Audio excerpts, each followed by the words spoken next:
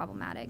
I've even heard stories of 911 centers and even some of the telecom providers saying that they turn to eBay to find parts to replace a part that's just no longer produced. Also, the technicians who service this technology, because your telecom providers are no longer installing copper technology, which is what our current infrastructure is based on, they no longer have the technicians. They're not training the technicians to repair or install technology that they no longer plan on using. And also, it does not fully serve the mobile lifestyle or meet the communication expectations of today's 911 callers, and we will dive into that a little bit more. So I say all of this to really highlight that Georgia is at a critical transition point, and our stance at the authority is that we want the state of Georgia to upgrade proactively in ensuring that we get everything that we need for a fully functional 911 system instead of scrambling until we continue to see the failures that we're seeing daily. So what is Next Generation 911? Very simply put, Next Generation 911 replaces all of this old, outdated infrastructure that has been in place since the creation of 911 in Georgia. It's an internet-based, broadband-enabled environment, so we're putting all of our 911 centers on an internet that's connected, and we're being able to connect all of our 911 centers. Because, go ahead, I seen it. I took bets on who would ask me the first question, and I'm right. It may be the only time you're right today. We'll see. But no, I'm just picking on you because you're picking on me. But you said it replaces the analog 911 infrastructure that's been in place since 1968. I just want to be clear. Now, we've made improvements to the infrastructure since 1968, correct? Where we've added location abilities and things of that nature, where if I call 911 from home, the dispatcher can give me the address I'm calling from if I call from a landline. And in some cases, they can identify me if I call on a cell phone. Is that correct? Yes, there have been improvements to the 911 infrastructure, but what I would say is those have been more bolted on instead of baked into the system. No, and I agree 100%. What I don't want to is I don't want to have the impression that we have an archaic system that's been sitting here since 1968 and we have done anything to it. But everything we've done to it has been like a bolt-on, like you're saying, yes, because yes. the primary driver has been the copper-based system. Yes, that's and correct. So what we do is we come in and when technology allows us to marry something to that copper-based system, we've been Yes. able to go out and get that and, Yes. and marry it to there. So we're trying to catch up, but we continue to fall behind because technology is so far ahead of us. Would that be a fair statement? That is a fair statement. I would Okay. also say that Georgia has made the upgrades to the legacy 911 environment that other states have made, but where we have fallen behind is other states have seen the need to migrate completely away from the legacy technology to Next Generation 911. Right. Yeah. Thank you. I appreciate Yep, that. yep. All right, so because Next Generation, yes. Okay, just going to let everyone know that we are now streaming live, so we just want to make sure that we note that down, that we're up and running. So, And you. And I will say this, I talked to Alicia beforehand, it's a long presentation, so if you do have questions, usually if it was a bill, I say let the presenter present first and then ask questions, but this is kind of long, so if you got a question, please just let me know, and we'll make sure that question is answered. Okay. Yeah, I got one. Well, it's actually more of a question comment. Alicia, thank you for the great work you do, in spite of what Senator Robertson says. I know you're doing a great job. On a very serious note, though, you talked about us moving to an IP-based network. One of the challenges, though, is the large telephone companies, in our case here, the old legacy Bell South AT&T, they're just not even supporting those lines anymore as POTS lines. So we are on a time certain. We have to make these changes happen. Whether people want to or not, this is the reality we're living in. Yes, yes. Okay. Thank you. So because Next Generation 911 is using the internet, it's going to offer substantially more capability than our current 911 infrastructure. So as an oversimplified analogy, I like to think of anything that you can do on a landline phone, and pretty much that's just transmit voice data. And that's what you can do in our current 911 environment without paying a third-party vendor to come in and provide services that most of our centers can't afford. Whereas in Next Generation 911, we are creating a system where all of that functionality is baked into the infrastructure so that we're in a position to be able to do that. When you think of substantially more capability, there are benefits that are associated with Next Generation 911, and while they are countless, I've decided just to focus on 6 of what I think are the biggest benefits of Next Gen 911. So first and foremost, it increases caller location accuracy reported to the 911 center. So when our 911 infrastructure was created, all of our landline phones were being used, only landline phones to contact 911. But now over 80% of 911 calls actually come from a wireless phone. So this morning, as I traveled to the Capitol, if I had been involved in an accident, there were at least 3 or 4 different jurisdictions that could have potentially been responsible for answering my 911 call. And I really say that just to kind of underscore how mobile we are as a society. The current 911 system does not always pinpoint a caller's location with accuracy, and that can cause delays in dispatch. In Next Generation 911, the call will actually be delivered to the 911 center based upon the caller's location or based upon policies that we build into the system that we'll talk about a little later on. So as the Deputy State 911 Director, I'm often asked, why can Domino's and Uber find me? Why can I track my live share in live time, but when I call 911, they oftentimes still struggle to find me? And that is because companies like Domino's and Uber have built the infrastructure to be able to receive that location data from the phone. And until we do the same thing for our 911 community, we will have times where they continue to struggle to find the 911 caller as well. Increases compatibility with emerging communication trends. So those that we serve expect 911 to be able to receive voice calls, pictures, text messages, all of these different forms of communication that we routinely talk with people every single day. Next Generation 911 will meet this expectation by allowing callers, and I will pause to say, in a full NG 911 environment. So it may be that as we transition to Next Generation 911, we have to work with local jurisdictions to make sure they're in a position to receive FaceTime videos. They have the staffing for that. But in a full NG 911 environment, we will be able to receive all of these different forms of communication based upon whatever is best for the caller's individual or situational need. As an example of an individual need, if I'm a member of the deaf or hard of hearing community, I have every right to be able to contact 911 using the same infrastructure, the same equipment, and the same highly trained people as though if I were not a member of the deaf or hard of hearing community. When you think about situational needs, there's been a lot of discussion, rightfully so, about school safety. So I can only imagine how if you have teachers who are able to text pictures or FaceTime or send text messages, how much more informed response we could have in the event that there were another incident on a school. Because there are many times when it's not safe for people to talk because they would reveal their location and the location of those with them. So Next Generation 911 also will keep up with emerging technology because we're building the system based upon the same technology and standards that are being used for the technology that is being developed. Improves emergency response for the public and first responders. It improves call processing times because now we're able to receive that location data and we're just confirming that. Also will allow 911 centers to receive additional data from individuals on scene.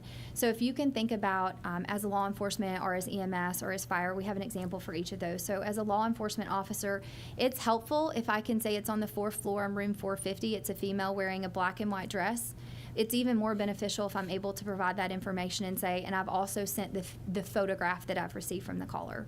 From emergency response, there's been many times when I received calls in Dawson of people bleeding, and undoubtedly they were bleeding to death. If we did not get someone there immediately, the patient was not going to make it.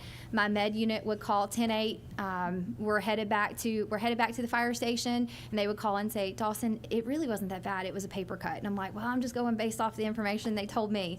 It would be really helpful if we have a paramedic who's able to FaceTime with that patient and assess in live time how much are you bleeding, so we can decide, can we slow our response and have a slower, safer response where we're not endangering those we're encountering on the road but still have a good patient outcome.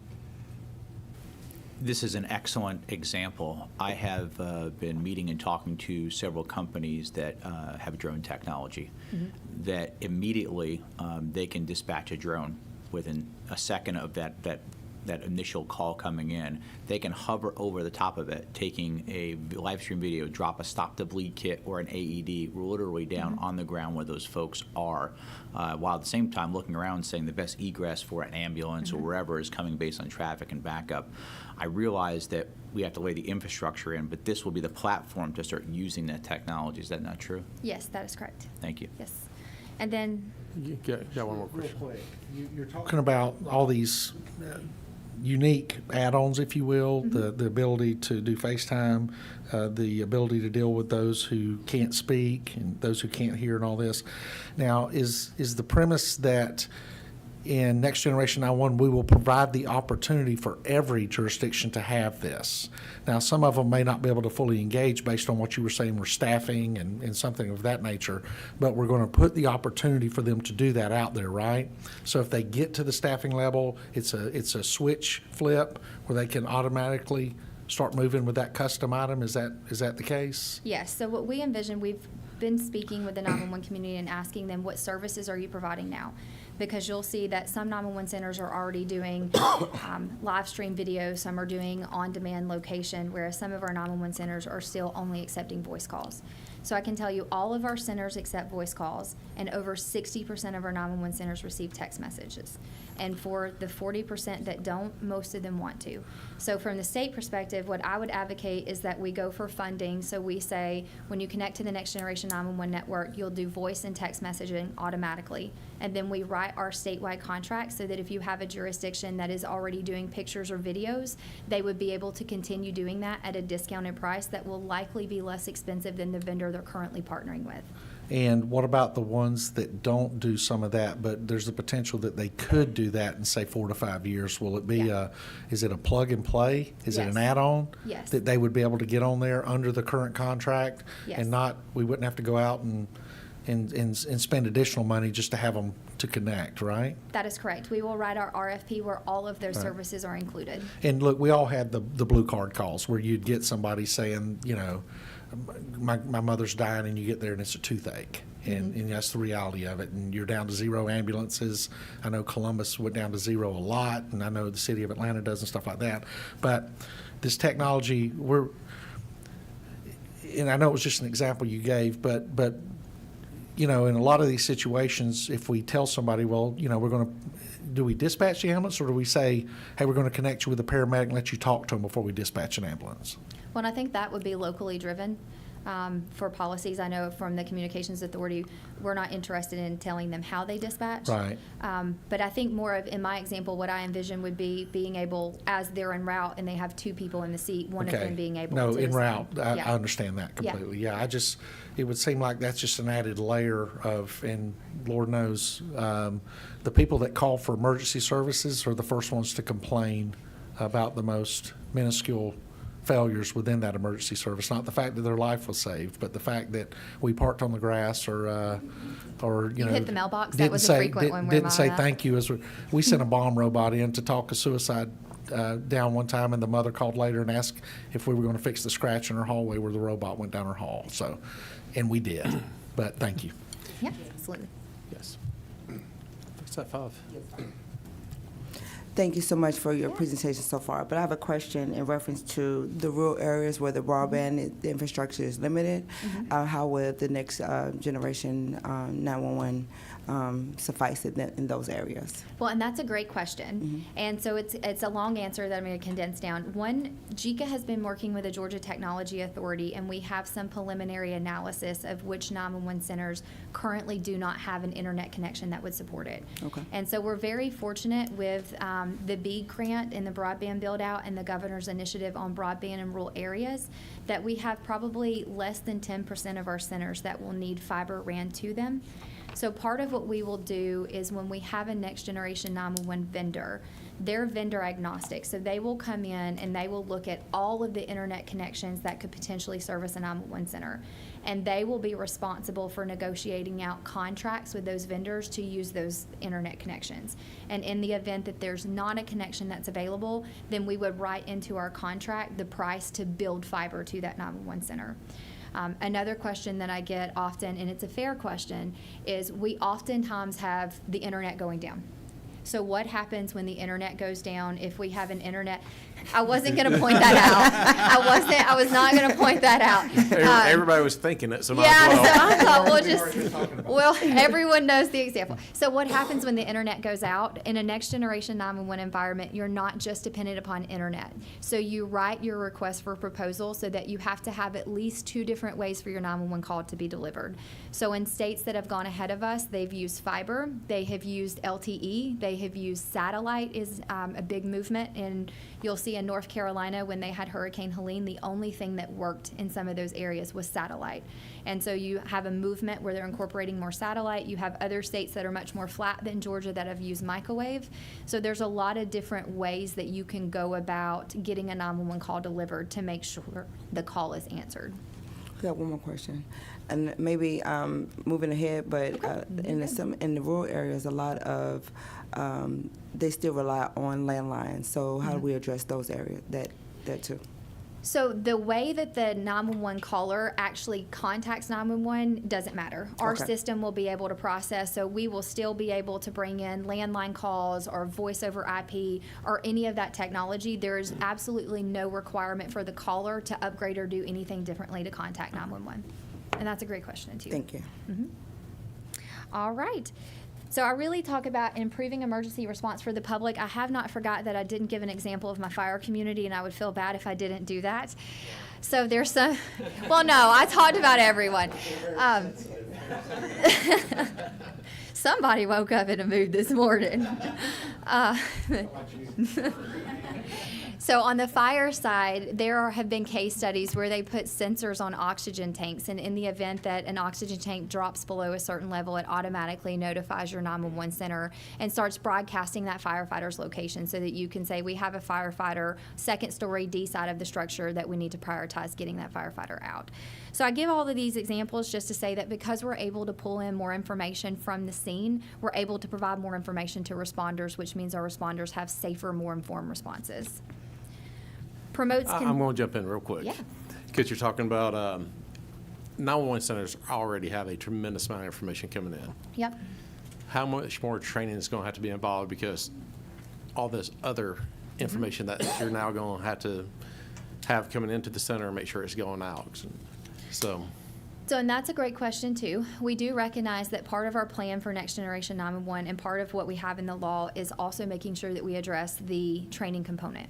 Another way that other states have handled all of this information coming in is they've also started using AI. So I actually sat through a demo recently, and it was actually for school safety, where they have a company that continuously scans all of their monitors and will notify you if there's a backpack that's abandoned, or in the event that someone were to fall or a gun is detected.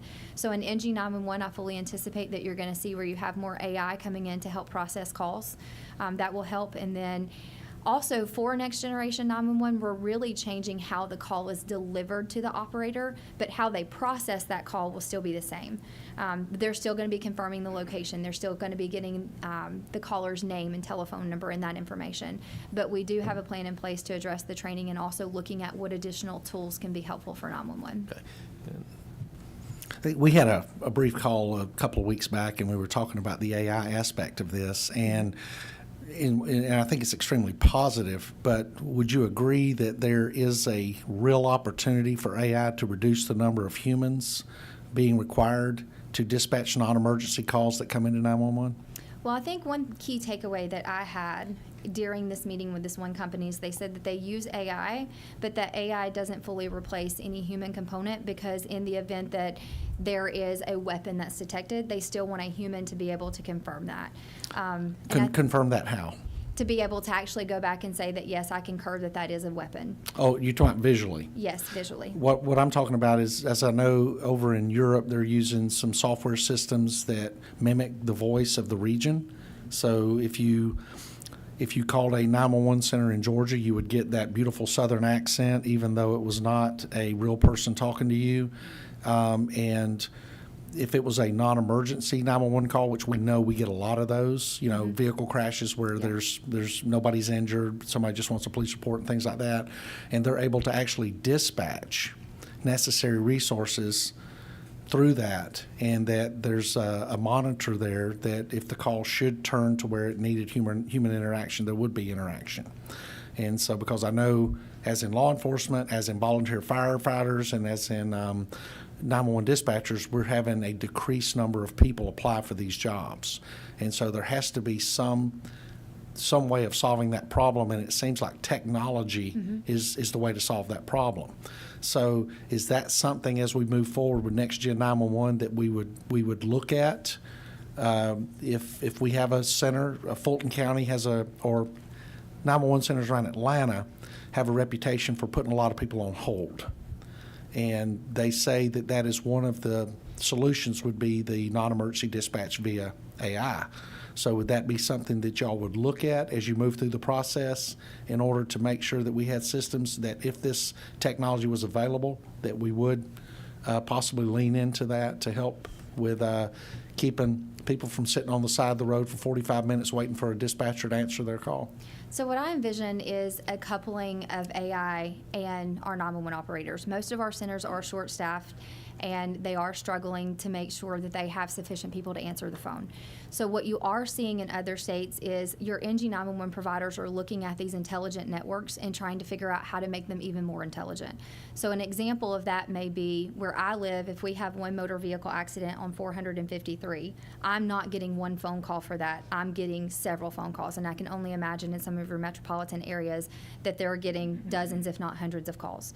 So there are ways that you can go in and program your network to where it can kind of geofence an area and say this is possibly a duplicate of a call they've already received, which could potentially help eliminate duplicate calls and bring down some of the workload.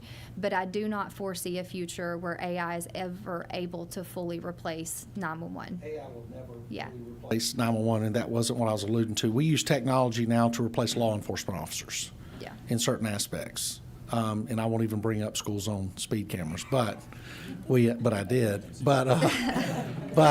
But in as much as I love my profession, the reality of it is we are moving into the future. Yeah. And in the future, we will have to evolve and do things a little different. And I'm not talking about multiple calls over the same crash. I'm talking about the inundation that metropolitan 911 centers have with non-emergency calls. Yeah. And you and I, from our backgrounds, we know what we determine to be a non-emergency call. Mm-hmm. Johnny's bicycle being stolen is not an emergency to you and I, but to Mom it is. Right. And so to vet that call out can be done via technology. And to dispatch, whether that means dispatch a administrative individual to call the lady at her house and do the report over the phone, as opposed to having to actually dispatch a resource to the residents to do the report. And so when we do this, as you mentioned before, you know, in 1968, I think 68 was the year you used, that we built this system that we thought would last forever. I'm sure the people that built it thought that, and then we've had to do these bolt-ons. As we move into the future, I don't want us to recreate the same circumstance. Right. I want us to reach so far beyond that. While, like I said before, dispatchers have saved me more than once on dark nights in alleyways, and they're incredibly resilient individuals. But the reality is, with AI, there will be opportunities to take some of that off. Therefore, leaning up the centers and doing that, and I just want to make sure as we move through this process that we look at all of the benefits available through technology to hopefully help us do that. I do think AI will be able to help process the calls, which will free 911 operators up to focus on emergencies, actual emergency calls and responses, as opposed to taking attention and diverting it to calls that may not be an emergency. Good, thank you. Yep. I also think you're seeing a lot of, especially the larger areas, using a separate number. If it's not emergency, trying to push that out to their citizens, like if it's not a true, 411 or like a 311 or something to call, and because Johnny's bike got stolen, and But they always do that. of course they do. But Chairman Albers. Thank you, Mr. Chairman. Following up on my two esteemed colleagues, Senator Robertson is actually really spot on in this because it can take the initial call. It can automatically tell that person, this is actually a 311 call. I'm diverting you here because a call for this type of an issue, a pothole, does not belong in 911. So it can get those calls off without then taking the important time of a true dispatcher who's actually giving that. But it also can speak every known language on the planet. So if someone calls, it can immediately translate anything. And that's a big, big play for AI. as we're going through the process, ultimately to the point where it can do the first part of, even if they have to get to immediate action and dispatching while the people are busy. So I believe it's going to play a critical role. It's never going to fully replace a human. I think we can agree to that, and not in the near future anyway, but we do have to understand these things are going to come, and we want to be in the forefront of that. I feel like we always in government are chasing behind what the rest of the world is doing in the business world. And this time I think we have to leapfrog them.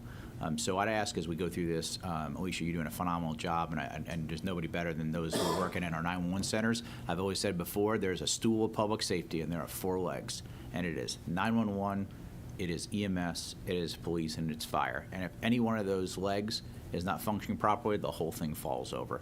But I do think we have to leap forward ahead of this. So I appreciate everything you're talking about, but I'd like us to make sure we're keeping our eye way on the future on that stuff. Perfect. I Thank agree. you.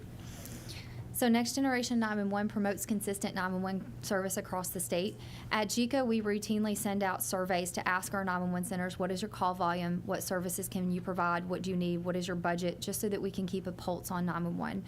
And what we have found is there's striking disparities across the state in what our centers are capable of doing. And that is of no fault of their own. They all have different populations, different revenue bases. But you have some centers that, because of the 911 fees they generate, they're able to partner with vendors. So they're already doing on-demand text where you can send a text message and it shares the location of the phone. Or they're able to do video chat or receive pictures or text messaging. Where some of our other 911 centers are struggling just to be able to answer the phone, a voice call. Where I'm from, we had a chicken truck that actually hit one of our fibers and took our center down for 3 days. And because it was so incredibly expensive to run a redundant route, we struggled for 3 days to be able to answer all of our calls, even though that's something that we definitely wanted to be able to do. So Next Generation 911 will help us to deliver a baseline level of service for 911, so we can come in and we can build a system that has the same robust capabilities across the state regardless of where you're at, as we continue to work on the funding to be able to enable those different functionalities and features for each of the centers. Increases redundancy and resiliency of the 911 system. During Hurricane Helene, as I was studying in the State Operations Center, I did not have to reference a weather map to see where the hurricane was at. I could simply check my email, and I was receiving email notifications from which 911 centers were either not able to answer their calls or were having their calls routed to other centers. So during Hurricane Helene, we actually had Chatham County at one point was fielding calls for at least 3 different other counties. They have one of the higher call volumes in Georgia, and you can imagine that during a hurricane, they're already receiving an influx in calls, but yet they were also still continuing to answer calls for all of their counties. In a Next Generation 911 environment, we could have taken all of these calls and spread them to centers that were not affected so that the entire state would have been able to help each other. Because in our current 911 infrastructure, you have to be located near the 911 center that's going to be able to provide you any type of assistance. But odds are, if your 911 center is overwhelmed and inundated with calls because of a major event, then your surrounding neighbors are as well. The other thing is, when we talk about redundancy and resiliency, it's very easy to think about how being able to reroute your calls to anywhere in Georgia is helpful during an emergency incident such as a hurricane or a tornado or inclement weather. But there are also other applications for this. So for example, in the event that you have a massive event that's going to be bringing in a lot of people, think about the World Soccer Cup we have coming in. We would be able to go in and geo-fence around the stadium for 1 mile and say any call that originates within a 1 mile of this stadium, we're actually going to route to this group of people who are focused solely on processing everything just for the soccer games. And that's really helpful because you're keeping all of that influx off of your 911 center, so they're continuing to have business as normal, whereas the people who are processing calls just for the soccer tournaments have a better situational awareness of what's going on because they're processing all of those calls. Additionally, it ensures that we will continue to have an operational 911 system. Copper technology is becoming obsolete and will need to be retired nationwide. So AT&T, it's no secret, they submitted a request to the Federal Communication Commission stating that they're no longer going to be installing any of their copper technology, and they're going to be replacing all of that. I will say that 911 is a regulated industry, which means all of our carriers, they have to still continue to provide that service, but they're all making plans of what that looks like to get rid of the copper network. And then I've touched on this earlier, but I think it's worth noting again that repairing our current infrastructure is increasingly problematic because we no longer have the parts and the stuff we need to repair this old, outdated technology. And again, it's becoming harder and more challenging to find technicians who can repair the infrastructure. So I will pause to see if there are any questions on the benefits before I segue into the infrastructure upgrades needed. Better keep going before Randy and I get wound up again. All right, flipping pages, flipping pages. Here we go. So when we talk about Next Generation 911, there are some foundational things that you have to even stand up a Next Generation 911 network. And that's going to be an emergency service IP network, or an EZNet, Next Generation Core Services, and mapping. And we'll kind of break all of those down. So an EZNet is going to be a managed network that's used for emergency communications. So this is really just your statewide internet network that all of our centers are being connected to, that gets a 911 call from the caller to the appropriate 911 center. These networks are actually connected to form a network of networks, and what I mean by that is Georgia will build our statewide network to the national standard, Alabama builds theirs to the national standard, North Carolina builds theirs to the national standard, and then regardless of which vendor we have, we can connect all of our networks so that we're able to seamlessly transfer calls between 911 centers and across state lines. I also put in here that this network, the standard says that it has to comply to the rule of 5 nines, which means it's expected to have an uptime of 99.999% of the time. And you write that into your service level agreements.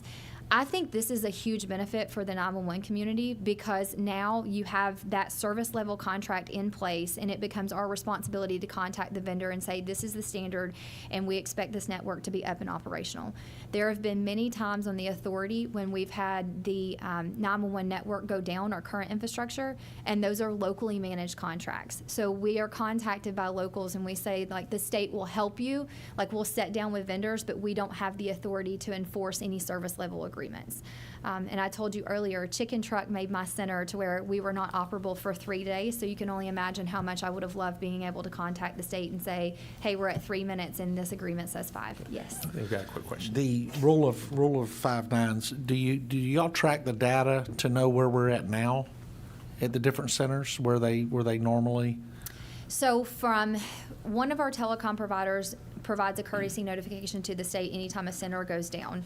And sometimes centers come back up within 10 to 15 minutes, and there have been other times when it has been days on end. So there are a lot of factors that determine how quickly service is restored now. And it can be depending upon where the fiber was cut, how many fibers were cut, how many different delivery paths are to centers. So we have some of that data for the majority of the state. Okay, the Chicken Truck incident, now y'all were down for 3 days? We were down for 3 days. So who managed your 911 calls for 3 days? Lumpkin County. Okay, and how far was Lumpkin from you? Is it just county over? Yeah, it's 1 county north. Okay, and how did you transition from one center to the other? So we ended up calling them and saying, we actually got a courtesy notification from the vendor saying that the fiber is cut between Lumpkin County and Dawson County. So we're going to reroute all of your calls just to Lumpkin County. Because in Dawson, I could reroute my calls to either White County or Lumpkin County because we shared the same phone line. But Lumpkin answered those calls for 3 days. Okay, was there ever anywhere when the systems were both up where you could be in one county but the call would go to the other county inadvertently? Yes, that happens pretty frequently with wireless calls. If you have a cell phone tower that's on a bordering jurisdiction, the way that the cell phone towers previously worked, on each side of the tower, you had to specify a primary 911 center. Even though one side of a cell phone tower may service 5 different jurisdictions, they would have to select. Because we had reports where someone's driving down 2nd Avenue in Columbus along the river, and they hit 911. Sometimes the call's picked up in Phoenix City, Alabama, and vice versa. So, Okay. in looking at NextGen, there would be protections in there to prevent that? Yes, and then we've also worked with the Geospatial Information Office, and some conversations that we've had is in the event that there is something where it's misrouted, the system would flag us, and we could look at that to make sure if there was an issue that it's rectified moving forward. So we're building the system to not have those things, but in the event that something were to occur, we're going to have safeties in place to where we can fix it moving forward. So Thank it's you. not a reoccurring issue. Chairman Overs. And following up, I'm going to assume that all of our 911 centers, in having a backup line, will be using something that can't be cut, whether it's the 5G ultra wideband network, it's Skynet, it's something else that's out there as a wireless type of a solution. So again, the Chicken Truck incident should never bring down 911 in the future. Yes, exactly. And then in an NG911 environment, you also have the system to where it tries to deliver via fiber, and if it doesn't, it automatically knows that when the next 911 call comes in, I don't need to use that fiber delivery path because it's not operable, and automatically seamlessly switches over to a different delivery path. Perfect. And that happens automatically, as opposed to where right now many of our times our centers are having to call a resolution center and say, hey, can you roll my calls to another county? And that can take up to 45 minutes to get your calls routed to a different jurisdiction. Thank you. All right, so if you look at your ESI net deployment statewide, any jurisdiction that is not shaded in, it's either white or gray depending upon how you see it, or purple is going to be a state that is ahead of us for the deployment. So if you look specifically at the southeast, you can see that Alabama and North Carolina are in state. Florida, Tennessee, and South Carolina have all made pretty substantial progress. And Georgia, in full transparency, we should be shaded in purple for legacy. Next, we have Next Generation Core Services. This is going to be all the software and databases that are needed to get a call from the caller to the appropriate 911 center. So we've talked about the importance of mapping and knowing where people are at, or knowing that if I'm in this particular location, this address is associated with this 911 center. So this is really all of the different software and databases that are needed to route a 911 call. And if you look at the National Association of State 911 Administrators collected this data in May of 2024. And again, you can see that Georgia is one of a handful of states that hasn't made progress on this moving forward. So any state, again, that's shaded in white or gray or purple, or not shaded in white or gray or purple, is going to be a state that's ahead of us. So you see that Alabama is approaching the end of their project as of May 2024. And you have North Carolina that's in state, and then Tennessee, South Carolina, and Florida are all making progress as well. The next thing that I'll quickly touch on is the importance of mapping. So geographic information and geospatial data are essential components of Next Generation 911. The precision and accuracy of these data sets is really what's going to help us, one, determine where a caller's at, and then also route that call to the appropriate 911 system. So we're very fortunate that we received a grant from the National 911 Program Office several years back. And to date, we probably have over a $4 million investment in building a portal where locals can upload their GIS data. They can check it against the standard for Next Generation 911, and they can get a report card. So we've been working on this program so that once we do have the statewide network, we will also have a mapping set that we're continuing to work on and build to improve to make sure that our system functions as designed. All right, now we'll pause on that before we just briefly talk over some of the advancements that we have. Any questions? A very base question. Let's say in rural Georgia or in a metro area, someone comes in and buys a large tract of land and builds, 300 new homes. How are those homes wired in? Is it just through the carrier that they're added on? So typically what you would do is your local jurisdictions are responsible for having some type of an addressing authority. And so for most jurisdictions, their go-by is as soon as a driveway is cut to build a home, there needs to be an address. In the event that there's some type of injury, they know where to dispatch to. So how this would work in an NG911 model is your local jurisdiction will be responsible for assigning that address. And then once they get that address signed, they would upload that information to the statewide system. And then so it would automatically be picked up in the mapping system? Yes, that is correct. Perfect. Yep. All right, so just a couple of things I wanted to point out from the 2025 legislative session. The NG911 project was a top legislative priority for the Association of County Commissioners as voted on by all of their 159 members. One of the recommendations from the House Study Committee on Disaster Mitigation and Resilience was upgrading upgrading our 911 infrastructure to NG911, as well as looking at how we were going to fund that project statewide. We are very grateful. Governor Kemp signed House Bill 423 into law on 5/8/25, and that actually is what gave us the governance portion to move forward with implementing a statewide system and task the authority with overseeing and coordinating with locals and surrounding states for that upgrade. And then we also had the passage of House Resolution 429, which convened all of the 911 fee studies that are currently underway. All right. So I'll pause to see if there are any questions on that information, and then I will defer to you on segueing into the funding piece. You're doing good so far, so you still ready? I am. I'm ready if you're ready. If you don't need to take a break and everyone's good on the committee, I say let's keep on rolling.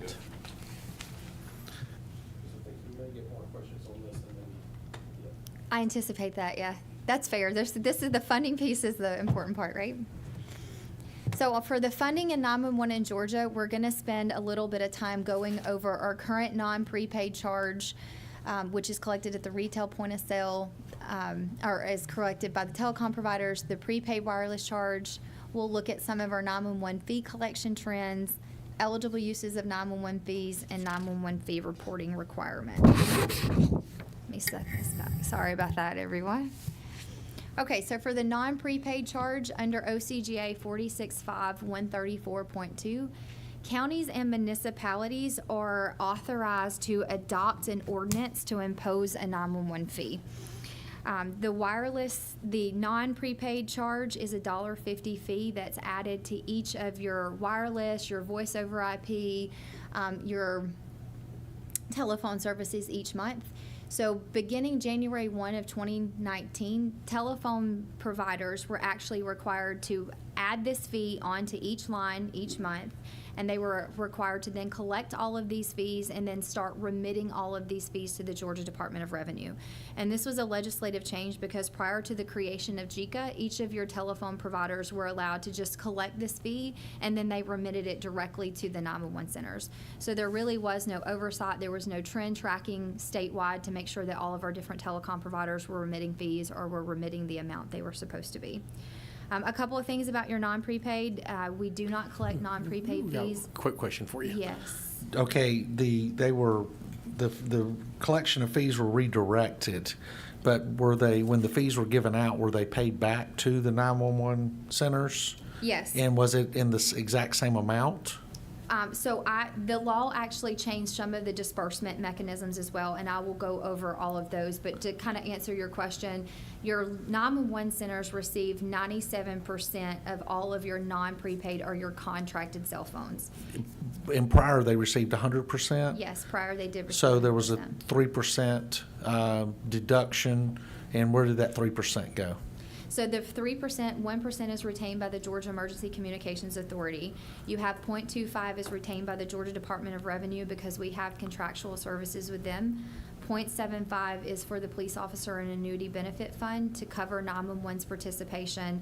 And then provided the telecom providers remit timely and accurately, they can retain 1% of those fees. And prior to that, who can retain 1%? The telecom providers. Okay, and prior to that, 100% went to the 911 centers? That is correct. But after the passage of this law, with there being a little bit more oversight because of the DOR being a conduit, most of the 911 centers reported an increase in their revenue because there was more compliance with the remitting of the fees. Okay, but again, it was, they went to 97%, right? They did, that is correct, yes. Okay. So all telephone services billed to federal, state, or local governments are exempt from the non-prepaid charge, and each month, the telecom providers are actually required to tell us how many exempt phone lines they have. So each month, the telecom providers are also required to give us a monthly report that tells us how many of each different types of lines they charged a fee on. And the intention of that is really just so that on the state level, we can track and say how many wire lines, how many wireless, how many voice over IP, to kind of have a little bit of an oversight and audit to make sure that we're collecting all of the fees that we should. One thing that we also do at the authority is in the event that we see a telecom provider has a pretty substantial decrease in the amount of revenue they remit one month, we can go back and look at those line item counts and try to go back and say, hey, we noticed that this month you remitted significantly less for wire lines. Can you tell us, like, did you have that decrease in customers? Did we forget to accidentally, like, overlook remitting from somewhere? Yes. When did, I know you're talking about the 2019 law, but when did we start adding 911 fees to cell phones? 1977. To cell phones? Well, we had Because wire- I was, I Okay. was The dollar almost fif- out of high school in Okay. 1977. The $1.50 charge was actually authorized in 1977, and as Okay. technology changed and moved, then we went back and started adding to that. And the $1.50 has been the fee for wireline since 1977. And then For there- hardwire lines, right? Yes, for Okay. hardwire lines. Right. And there were some stipulations to where if you wanted to collect a full amount, there was a little bit of variance in, it may be that you got $1 for this type of technology and $1.50 for this one. So one of the recommendations from a 2013 study committee was that Georgia go in and level set all of the 911 fees so that everything would be $1.50. Okay. But for as long as we've collected fees on wireless, it's been $1.50. Okay, and so when did we change it and include wireless? Do you know? Do you In the know? mid-90s. There you go. It started with. Was it, phase- how, was it done legislatively? Yes, Okay, so sometime in the 90s. yes. And so when it I'm started. going to ask that you introduce yourself Yeah. first, since we're Oh, streaming. Greg Whitaker, Executive Director of Georgia Emergency Communications Authority. Thank Thank you you. for having us here today. In the mid-90s, it started, as Alicia was saying, cell phone technology started taking over. We were losing money in the 911 center, so the legislation actually included a resolution for local governments to be able to pass to be able to get that $1.50 off of the wireless. And at that time, it came in as phase 1 and phase 2 and phase 3 deployments. Phase 3 was eliminated down to phase 1 and phase 2. Phase 1 would let you get the call, the phone number, the number, the ANI, and phase 2 would get the location. So basically, the law I was just allowed- saying, you threw a word in there, Annie? yeah, ANI and alley location and phone number. Okay. Is basically what that is. Phase 2 allowed location, which is what started helping the 911 centers. You still had your landlines that were, as you were saying earlier, landlines. Those were no-brainers. We knew where you were calling from, but phase 2, all we were getting was the caller location. And at that time, it was triangulated, and then it started going to cell devices. But the law also said that agencies could set aside money to be able to pay for phase 1 and phase 2 incrementally with whatever the equipment costs to be able to track that phone call. And as you remember, out in Douglas County, we were doing that in the mid-90s at our 911 center as well. And now it's just a given that every jurisdiction takes the resolution in hand and collects for wireless Okay, phones. but to be clear, the current fee is $1.50. $1.50 on everything. And the current fee has since 1977 been $1.50. Well, it started at $1.50 with everything, and then with prepaid cards, it went to I'm not talking 75%. about, yeah, I'm not talking about prepaid. I'm talking Okay. about, Everything's $1.50 now. right, everything, Yeah. so it hasn't changed since 1977. No, the And fee's so, not changed. $1.50 on all hard lines. When we brought cell phones into it, all we did was just put that same fee applicable to all cell Yes, sir. phones. So, okay, just want to be clear, because if I have a hard line in my house and I have 4 cell phones in my house, and each one of those instruments we're paying $1.50 a month on. Yes. Correct? Okay, thank you. Chairman Albers. I know we've had some of these discussions, but I think it's important we talk about this, and I hope I'm not preempting you. I think one of the challenges we face is as we have everything internet-based now, just like we're trying to get to EZNet, the same thing is true for how we can contact 911 from here. As Senator Robertson just mentioned, I've got 11 devices in my house. 4 of them are paying $1.50. The other 7 are paying nothing. But all 11 of those devices can call and contact 911. That's a real problem. And I think that as we look of how do we solve this problem, I would actually like to see us keep that rate at $1.50 or even move it to $1, but expand the base to make sure everybody's paying the equal amount. Because in government, we don't want to pick winners and losers. We don't want to say just because you have this doesn't mean you shouldn't be equal. And I think that's something we should explore. And I'd like to know if you have seen any other states or municipalities take that type of a posture. So we spoke with Mission Critical Partners, and they are talking to some other states that have moved or looked at moving to more of a device-based system. They said that there were some benefits and some challenges associated with that, and they are preparing a briefing on that. They actually pulled someone on their team to assist with that portion who has done that in their state. Outstanding. Thank you. Perfect. Who's your mission-critical partner that you're working with on this? Yeah. Who is it? It's the name of the company. Yeah. Oh, that's the name of the it's company? Consulting firm. Okay, yes. so you have a contract with them? We do. We have Okay. a general consulting contract, and they routinely partner with the National 911 Program Office in other states, so they have a lot of experience. with And engineering. that's done through RFP? We did initially go out to RFP to select them, and now they have done so much work for Georgia, they're sole source. Right, okay, thank you. Yeah. Yeah. By the way, They are not. Okay, all right. Not this morning. that might be listening in.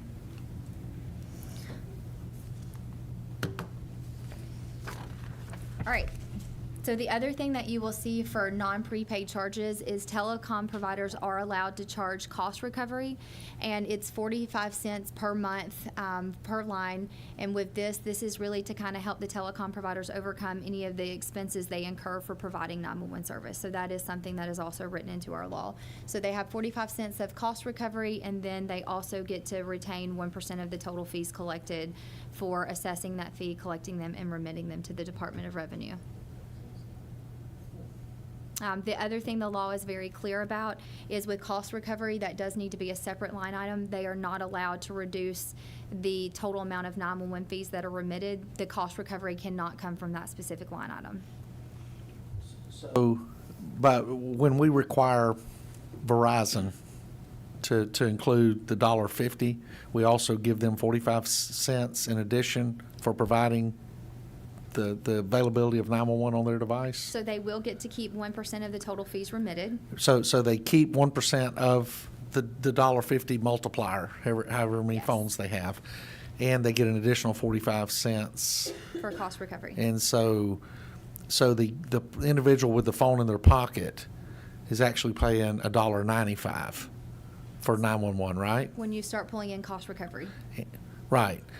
But in that $1.95 is, well, in the $1.50 is the 1%. Yes. And then we layer the 45 on top of that. So for the phone laying right here, I'm paying a $1.95 a month Yes. to have availability to reach out to 911, right? That is correct, yes. Okay. I mean, to jump in, but I guess I really don't understand why we're paying an extra 45 cents for the ability to dial 911. So if you read the law, I think the intention of this is to kind of help them recoup some of their costs for keeping the infrastructure up and going, and just to reimburse any of the costs they have for And I that. would understand that Yeah. in the legacy world, when we were Yeah. all on landlines, and, you know, they set up the 911. I remember when there wasn't 911, some of us do, right? I mean, you had to actually go to the phone and dial. Yeah, that was zero. Actually, Randy had to crank the phone and, you know, ask for the operator, but I understand that because they actually put into and had to do the central office equipment to create 911 as a thing. That's not a thing anymore as it is in the past, and you've got multiple different providers from anywhere at any given time. That 911 is just an egress now. So I guess part of my question is, and I'm sure the telecom companies will have something to say about this, but I don't see any reason why we're paying 45 cents anymore. That doesn't make sense. Well, one thing that I've consistently been told is in NG 911, it's moving forward, it's more of software upgrades and it's not as hardware driven, so. Well, We should make it even cheaper. Well, and that's, Yeah. in my comments toward Chairman Albers, just to make sure I'm clear in this, I mean, they profit from this, and then the carrier or the customer is basically paying them while they continue to profit, because like you said, there are multiple carriers that we can all use, so it just seems like adding insult to injury on some of that. Exactly. Right, so we touched on the disbursement of the fees, but just to kind of quickly summarize that. So for all of your non-prepaid charges, you're looking at 0.25% is remitted to the general fund and state treasury, and that is to cover our contract with the Department of Revenue to disperse the fees. 0.75 is dispersed through the Police Officer Annuity and Benefit Fund to pay for 911's participation in the fund. 1% of the fees are remitted to the Georgia Emergency Communications Authority for our operational budget, and then 1% of the fees are retained by the telecom providers. So after the DOR removes these fees off the top, yes. Excuse me, the Yeah. 0.75 you're talking about going to Peace Officer New Benefit Fund, that's the newest fee, correct? Yes, that was with the legislation that was last passed, yes. Okay, so every month DOR will pay 0.25%. Was that already there, or was that all part of the same legislation? So So the law was amended, and initially the Georgia Department of Revenue received 1% of the total remittance. Okay, and that was in the 1977, No, that was in the Georgia Emergency Communications Authority Act in 2018. 2018? Yes. Okay, and then was the 1% also in there in 18? Yes. Okay, and then was it 19 or was it 19 that the set .75 came in? Yes. Okay. So, I mean, we're just saying them all together, which is the correct way to do it. I just want to be clear that prior to the 75, the 25 and the 1 were already there. Yes, So- so the 1%, the last change to how they were dispersed was with the Police Officer Annuity and Benefit Fund, and I actually want to say that went into effect in 2022. And we changed the distribution so that the Department of Revenue now only receives 0.25%, and then that 0.75% that's remaining is now given to the Police Officer Annuity and Benefit Fund. Okay, so based on, the .75 is based on the overall amount, which fluctuates, correct? So the .75, when that bill was passed, we have a copy of the actuarial study, and so they were projecting the cost, from what I was told on that, they were projecting the cost of what it would be for 911 to participate in the fund, and that .75 should have covered 911's participation in the fund. Initial participation, right? Because, I mean, you don't know how many 911 dispatchers you're going to have, right? They forecast that based upon detention officer participation, but yes, that was the Right. forecasted participation for the fund. Okay, thank Yep, you. You're welcome. So after the Georgia Department of Revenue disperses the fees with all of these numbers off the top, they then disperse the remaining 97% to 911 centers, and it's dispersed based upon the enhanced zip code. So if there is a subscriber that registers their device with your enhanced zip code, then you receive that portion of the 911 fees. I will also pause to say that local jurisdictions are legally required to deposit all of their 911 revenue into an emergency telephone system fund. So they are not allowed to commingle these funds with any other revenue source because it is a restricted fund source. So I'll pause to see if there are any questions on that. Are you aware of any jurisdiction where their dependents of maintaining their 911 capabilities are 100% dependent upon this 97%? So on average, statewide 911 fees cover approximately 45 to 50% of their operational cost. We do have a handful of 911 centers that were fully funded with 911 fees. However, they have made decisions to upgrade to next generation 911, and so many of those centers are beginning to use their reserves, and they forecast that their 911 fees will no longer be sufficient in fully supporting them. Okay. And I know we have some, I guess, and you'll have to help me with the terminology, but regional 911 centers? Mm-hmm. How many of those do we have? So we have Middle Flint, Southwest, we have less than 10. Okay. And it also depends upon if you're looking at regional centers or centers that contract to another state Okay. or another center. Well, does the center that contracts to another center, do they receive the money, or does the center they contract to receive the money? So that's locally determined, and because the law states that you either have to operate or contract for the operation of a 911 center to collect a 911 fee.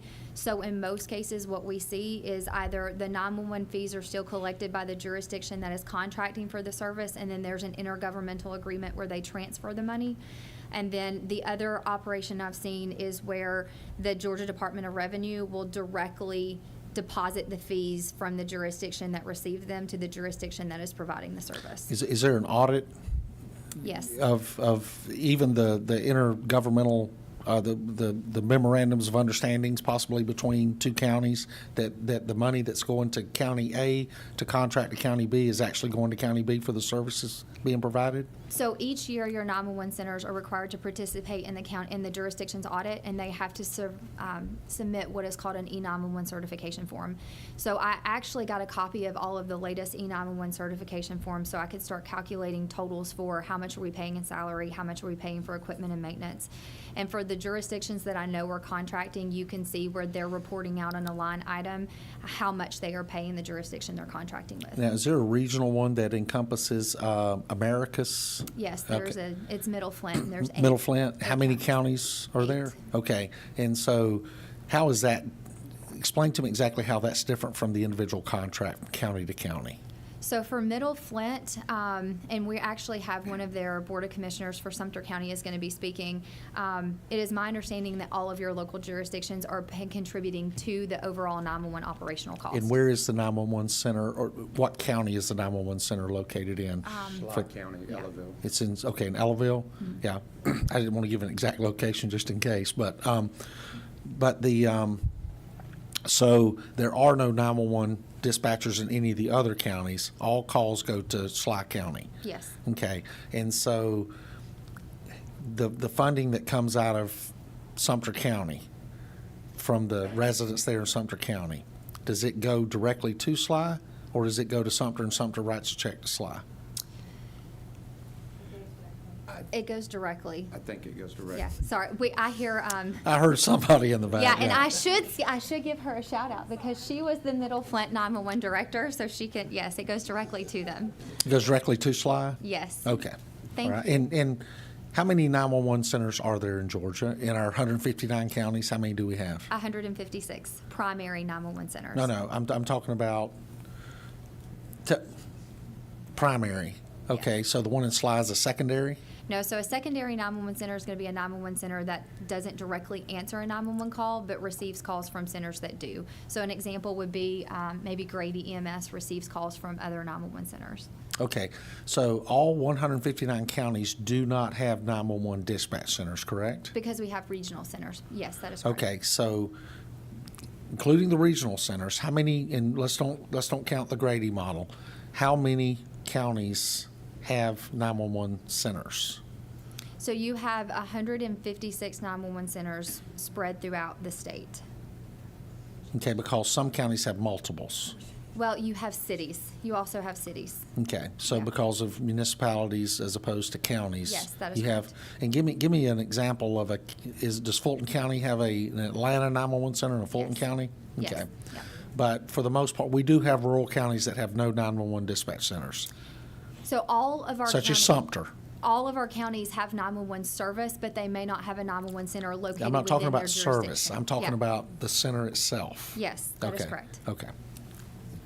And actually, Senator Robertson's preempting exactly what I wanted to talk about, because I believe we have way too many 911 centers. I'm going to give a great example first. So Cherokee 911 Center, Shane Brombach, the director, does a phenomenal job. It's a large county, and they take the entire county and do a wonderful job. But in Fulton County, we use that as an example. There is the Atlanta 911 Center. There's the Fulton County 911 Center. There is Chatcom. There is Roswell's. There's Alpharetta and Milton's. There's East Point. There's Hapeville. There's College Park. That makes no sense in the world. And as we start to look at how we can really use next generation 911, I would hope that a big county like a Fulton or a Gwinnett, Cobb, whatever, could mirror something like a Cherokee did, and then obviously smaller counties, it only makes sense for them to use regionalized ones. But if we're talking about how we get our best bang for the buck and have the best service for the citizens we're serving, having 156 centers in the state of Georgia, in me, makes no sense at all in the future. And I know people have their fiefdom and they want to protect what's there, but I think if we take a step back and we say what's really best for the citizens, we have to have those honest conversations. Okay.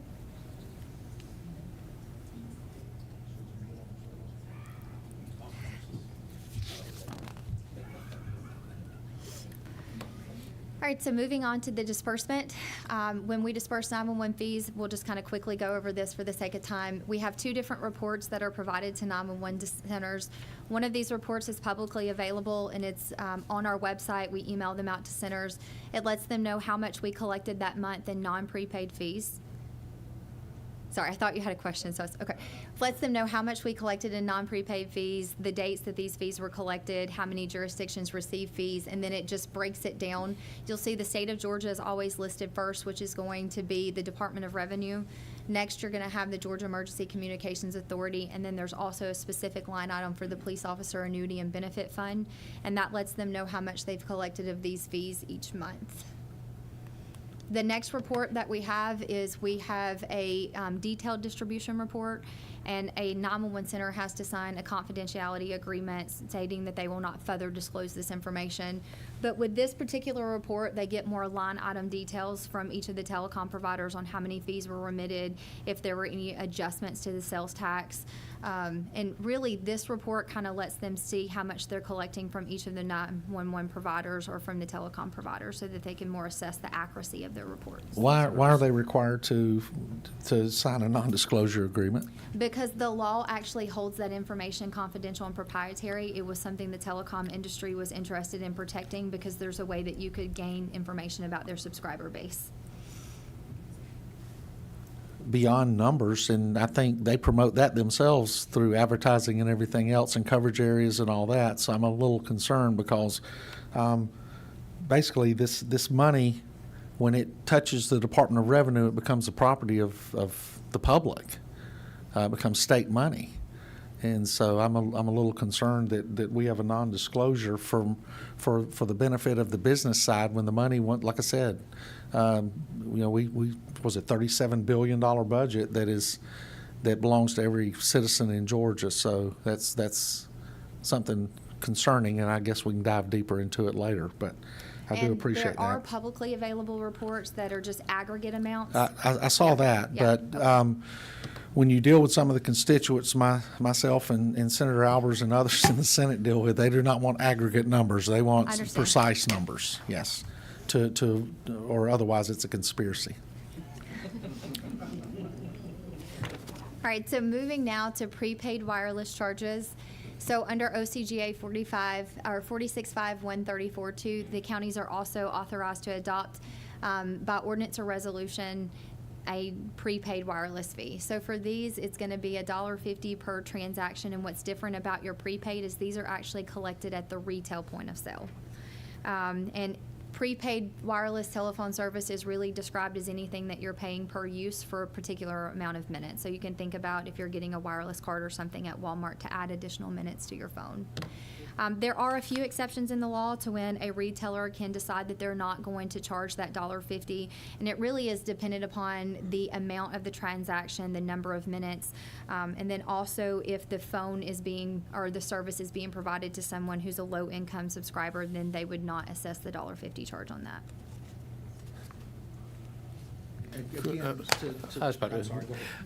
So if it says less than 10 minutes or $5 sold with a prepaid wireless device, if the 10 minutes expired, can that phone still make a 911 call?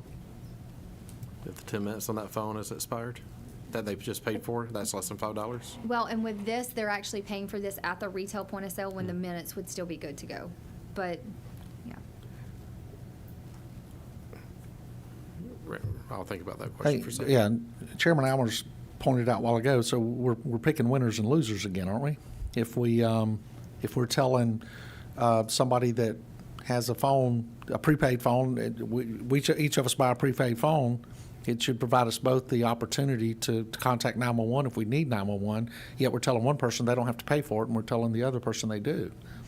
Well, even if you have a cell phone that doesn't have service, it's still going to be capable of dialing 911. But they're not paying for it. No, they're not paying for To it. Chairman Bearden's point, Yeah. they burned the 10 minutes up, they can still call 911. Yes, And that is this accurate. sounds terrible, especially to people that do not completely understand the absolute importance of 911. They're getting a very valuable service that every other citizen leans on each and every day, and they're getting it for free. And I'm not saying that people should have to pay I despise revenue-based policing and firefighting and all the other stuff. These are services that we all do, hopefully because it's a calling, but it does cost money to do that. And so I think as we walk forward, we need to look at the possibility of making sure that this fee is distributed fairly to everybody that has the opportunity to call 911. And it kind of goes back to Chairman Howard's point. There's devices that's connected to our house that you're not paying, but it can still be used for cellular. So, Across the board. All right, so prepaid wireless collection and remittance continued. Georgia has previously been classified as a 911 fee diverter state. specifically for prepaid fees. So in 2010, 2011, and 2012, we were flagged as a fee diverter state. What happened with that was all of the prepaid fees were collected by the retail point of sale, and they were remitted to the Georgia Department of Revenue, and then those fees were not dispersed back to the 911 centers. They were retained in the state's funds.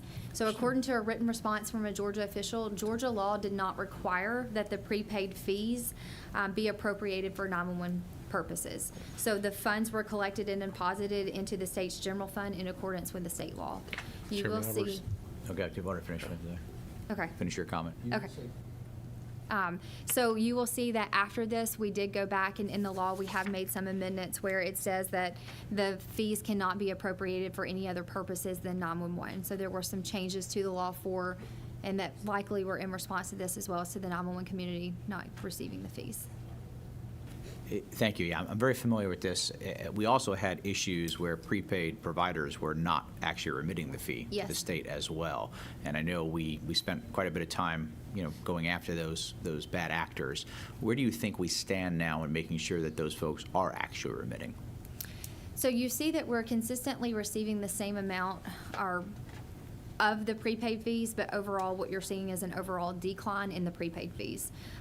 We do maintain a service supplier registry so that we can go back and kind of look at different things, but I think that we really need to look at our auditing process for the prepaid fees. I think it's definitely something that we still need to be mindful of and we need to stay on top of. But I do kind of foresee a future where prepaid isn't really contributing as much as the non-prepaid fees. Well, that's interesting because prepaid is actually going up in subscribers, so that actually does not make sense.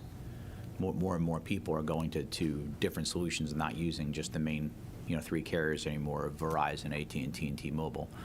So that's interesting. I'd like to figure out who's auditing and how we're doing that, just to make sure we're getting to the bottom of that. Okay, we can do that. Oh, we have a celebrity that just came in here.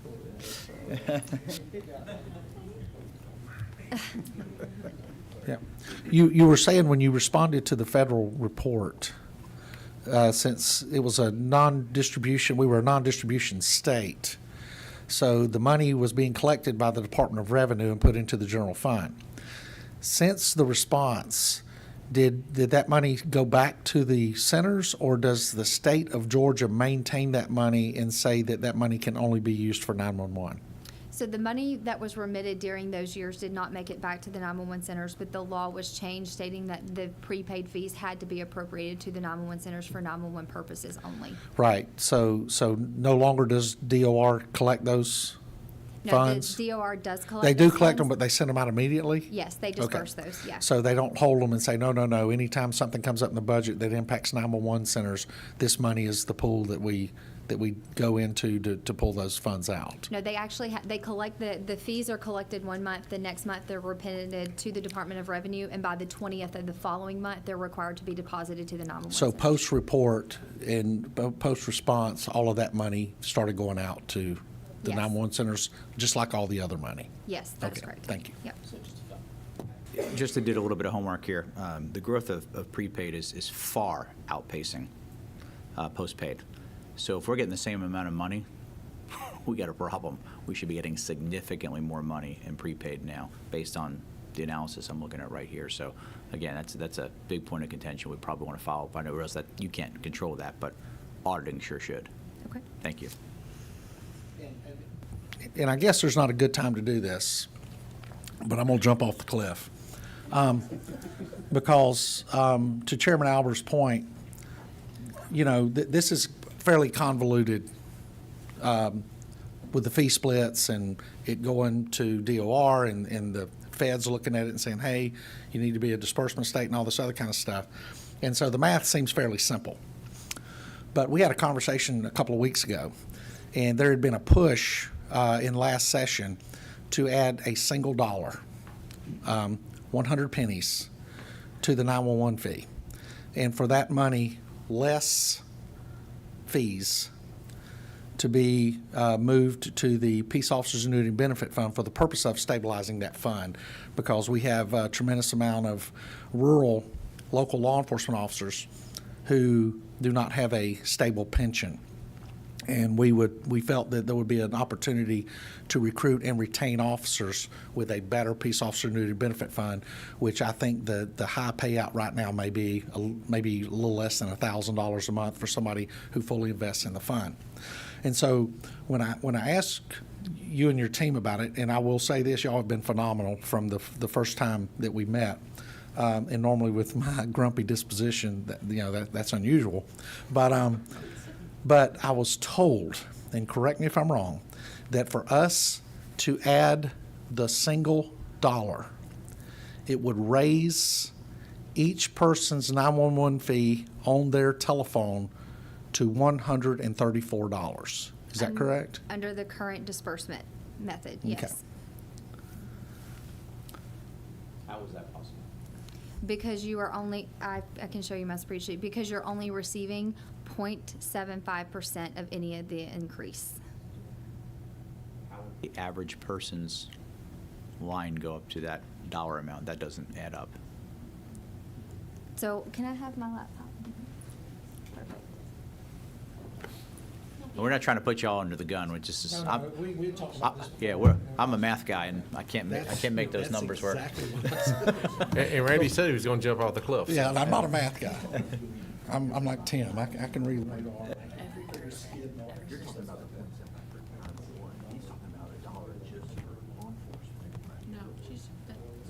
Okay, so for clarification, there have been a couple of things that you've asked me for, so I'm wanting to make sure that I'm answering the appropriate question. When this last time we spoke, prior to the last time we spoke, I said, I want to know what the cell phone bill will go up to if we were to be able to add a single dollar to the 911 fee. In other words, if the 911 fee right now is $1.50, if we were to make it $2.50, I know y'all told me in the past that there are certain fees that have to be pulled out of that dollar. And so I said, what would that take it up to? And so we established that we would meet on a Zoom call, and you guys are always on point. And so we met, and my mind got scrambled on that call because when I said, you said for us to add $1 to the 911 fee, it would raise everyone's cell phone bill to $134 and some change, I believe was your final number. I think it was less than $135 a month. Does that sound right? Okay, so there are two different ways to frame the question that you're getting at. So one would be to add, you could say, if I wanted to add $1 and I wanted to account for the fees that come off the top, what would that total number be? What I said was, I wanted to add $1 and then less the fees. You and I are saying the exact same thing. Less the fees, what would that make the 911 cost be? And y'all's response, and listen, I don't know who all was on the call. One of your friends is wanting to say something, I think. But does that sound familiar to you? It does. But Okay, now let me finish. Okay. And then when we had our call, and listen, this is not confrontational, this is informative. Yeah. And then when we had the call, you told me, yes, sir, Senator, we could, based on my calculations, if we added the $1, it would raise the cell phone fee up to and you correct my number, please, if I'm wrong, $134 and somewhat change. I wrote it down that time. And then my response after that was, wait, we need to be in a room and have this conversation, because my Harris County math skills and my law enforcement math skills, my Harris County math skills were decent. My law enforcement math skills got a whole lot better. But we're not talking feet per second and all this. But so I was confused and want to see how $1, if I pay an extra $1 on my cell phone bill, it makes my cell phone 911 fee go up to $134. Introduce yourself. Yes, sir. Anna Burton. I'm General Counsel for GMA Homeland Security. So what we answered during that call was you wanted $1 to go to POAB.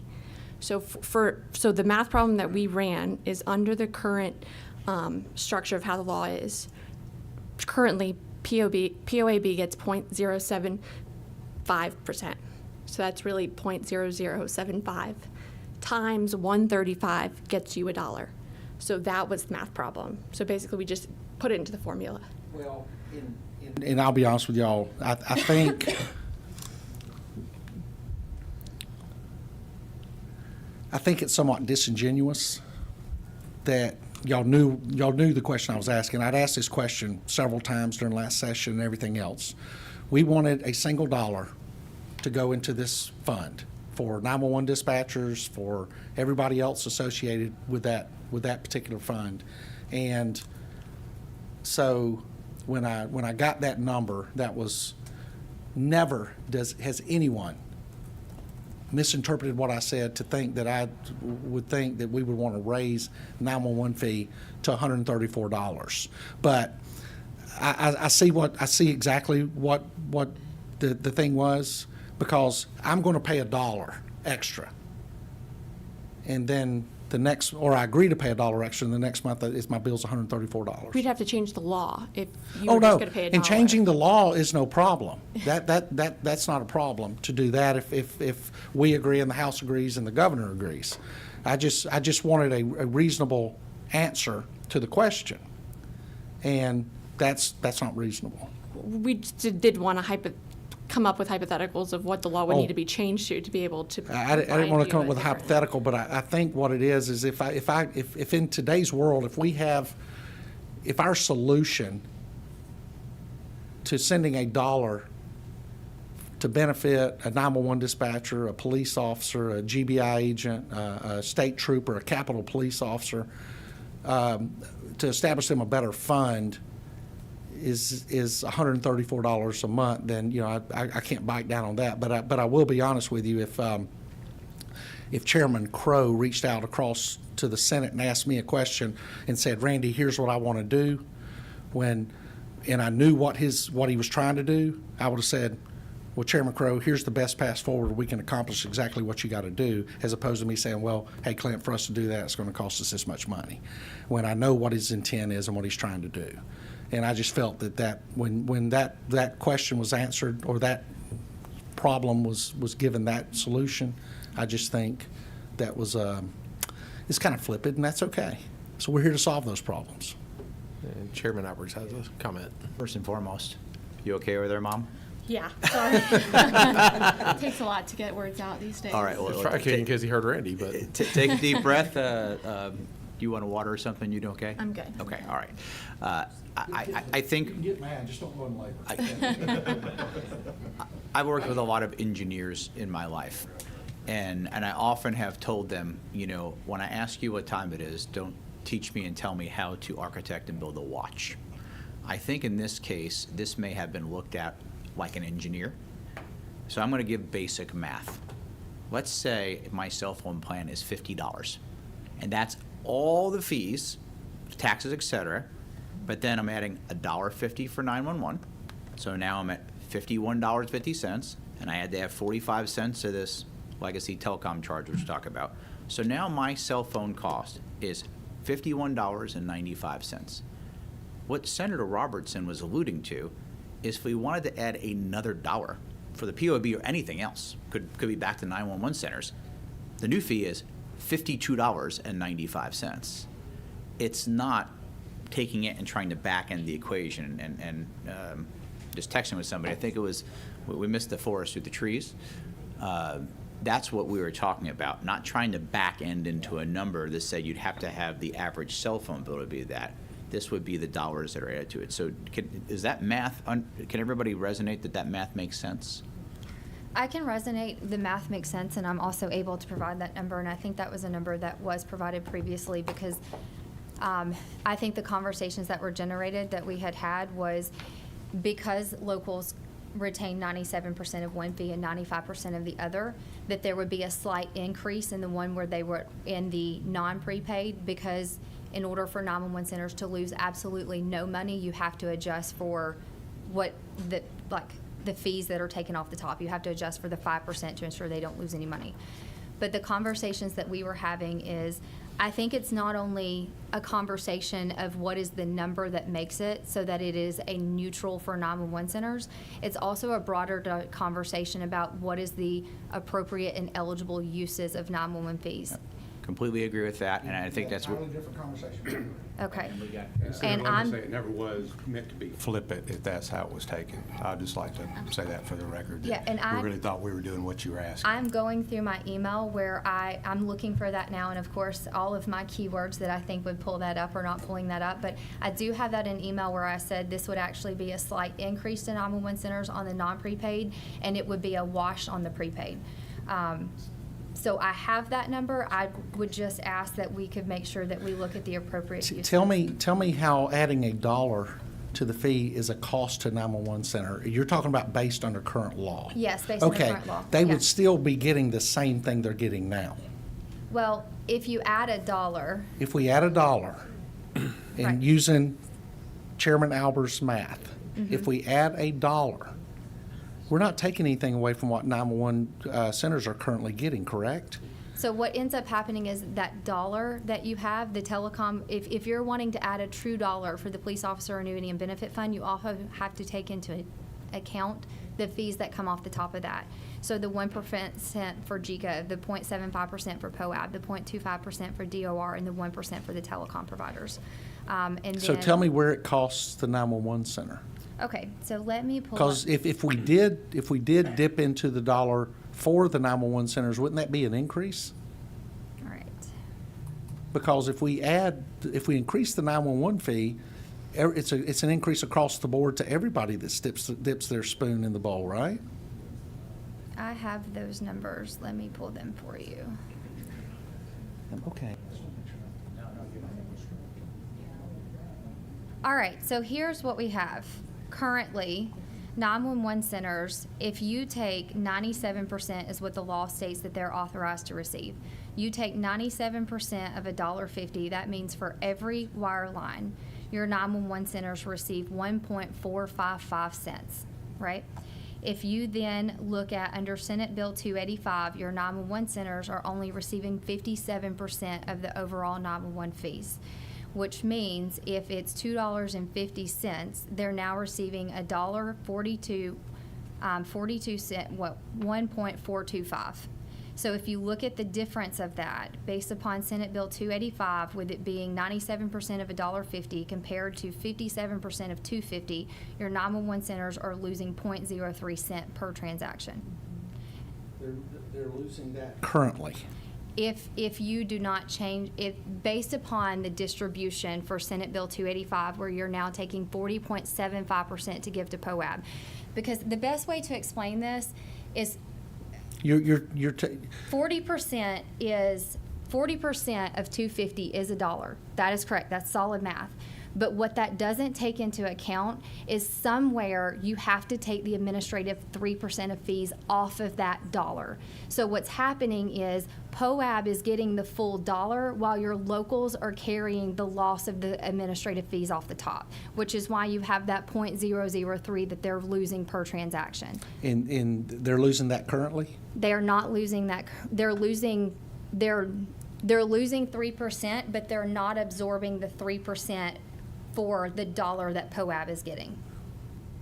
Like if you look at the math and you take 97% and you times it by 1.455, that's going, or by 150, that gives you 1.455. If you then take 57%, right? Because it's 40% is being added on top of that 3. So so the remaining balance that your 911 centers get is 57%. You times 250 by 57%, and they're getting 1.425. It's 0.03 fees. Okay, our math class is about to come to an end, but I'm going to let Chairman Hours jump on this, and we're going to take about a 15-minute break. I do have Okay. lunch for the committee members back here and for the designated speakers. So Chairman Hours. Thank you, Mr. Chairman. Probably regretting the fact that you decided to take on this Oh, important no, I issue. love it. First off, we're all on the same team. Okay. We're all together on this. Please don't mistake hard questions for that. I think that's what makes this process so good, because we get to the bottom of things. So please take a deep breath and know that we're all together on this. The 3% administrative fee, that's what the state's holding on to, right? The state telecom providers, yes, it's a Okay. mix of that. So the reality is, I realize this is a different lens that we're looking through things. You know, we could write that any way it needed to be, to say that there's going to be no administrative fee on those dollars. or the administrative fee would be taken off so it wouldn't affect 911. I'm not advocating for even doing this. I'm just saying is we probably ought to look at this with a little bit different lens, where I think what happens sometimes is people got their dander up and a little excited. A lot of people did when that happened. We have all sorts of great work for the POAB and the Firefighter Pension Fund, looking at all sorts of different funding sources across the spectrum. But I think in this case, it would be better for us to probably sit down next time and clearly articulate, oh, well, as long as you just accounted for the administrative fee, then everybody would be fine. I think that probably would have solved all the problems in the beginning. So I think it's just a great learning opportunity for us up here to understand the math, and for you all maybe to look at the perspective of what we would see and probably, cut that off in the past the next time. So I think that we can make the math a little easier working together, but don't, again, mistake this by the fact we're all on the same team, we're all working together. We think the world of everything you all are doing, and we're excited about getting this launched. Thank you. And Alicia, we've been sitting here for about 2 hours now, so we're going to take about a 20-minute break. We will reconvene at 12:15, so if anyone needs a restroom or whatever. So we'll start right back up where we left off before someone jumped off the cliff, he said. So, Hey, I announced it. you did announce it, so thank y'all.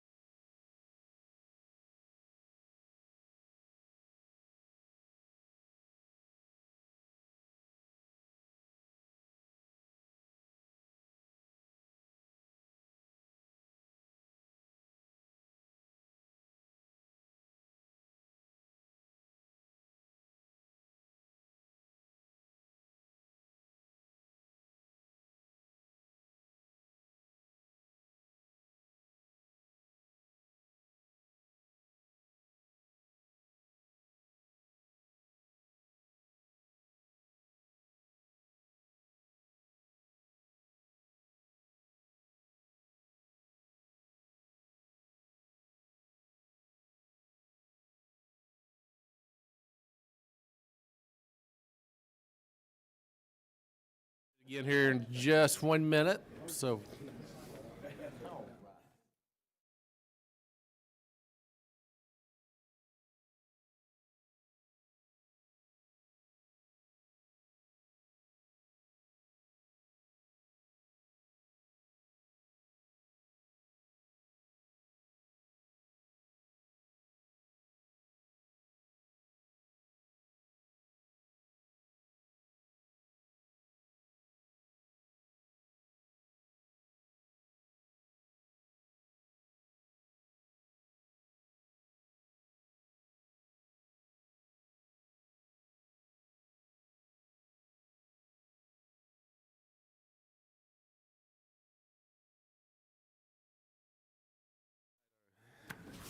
Are you about ready to pick back up where you left off before you dropped off, or? Yes, I have. Okay. Thanks, Joe. So I did want to see if there were any conversations that you wanted to continue before we move along. Due to the time constraints, let's go ahead and let's get moving along. Okay. So kind of a quick summary, just because I recognize this is a lot of information, so I've just done a slide overview. So for prepaid wireless fees, the prepaid wireless fee is collected at the retail point of sale, and it's on all of your prepaid wireless transactions. It increased from 75 cents to $1.50 per transaction in 2018. And locals receive 95% of those fees, which are actually distributed based upon your percentage of the state population. So if you have 10% of the population, then you get 10% of the overall 911 fees, provided you are operating or contracting for the operation of a 911 center. For the non-prepaid charge monthly is $1.50 on non-prepaid wireline, wireless, and voice over IP. Those are actually going to be distributed based upon enhanced zip code, and locals receive 97% of those fees. Okay, we're going to let, I just want to reiterate something that Chairman Albert said earlier. On the prepaid wireless fee, not every prepaid phone pays the same amount, correct? Well, if you're purchasing additional minutes or having a transaction, then it's a $1.50 transaction, provided you don't meet one of the exemptions in the law. Right, so but there are exemptions. There are exemptions in That the law. exclude people from having to pay the $1.50, correct? Yes. And would you briefly, and I apologize, state those exemptions again? I know there was one that's socioeconomic, I think. So sold with a prepaid wire device for a single non-itemized price, and then wireless service less than 10 minutes or $5, separately priced and sold as part of a single retail transaction, and does not contain a prepaid wireless device or another prepaid wireless service, and then for low-income subscribers. That's good. Thank you so much. I appreciate that. Okay. All right, so moving into prepaid wireless trends. So the prepaid wireless service in the United States, there is a year-end report for 2023 that was published. This is actually, all of the data is collected by the Cellular Telecommunications Industry Association, and they released this report in September of 2024. So they're actually showing, according to this wireless organization that works with all of our wireless providers, that the prepaid share of wireless market has been declining since its peak of 23.4%. And this is what we were giving from that organization, as well as we talked to some of the telecom providers before we prepared the presentation, and they said that that's what they were seeing on their end. So this is what we've been reporting. This organization? This is going to be the Cellular Telecommunications Industry Association. Okay, so they- this is somebody in the game, right? Yes, they work with all of your telecom providers. And then I have also worked with some of our bigger names in the telecom industry. They actually helped me prepare some of this information, because they were saying that this is consistent with their consumer findings. we may have, next meeting, we may have them come and testify Okay. in front of us as well. Perfect. Because they were saying at the end of 2023, the prepaid share for the overall wireless market had declined 14.1%.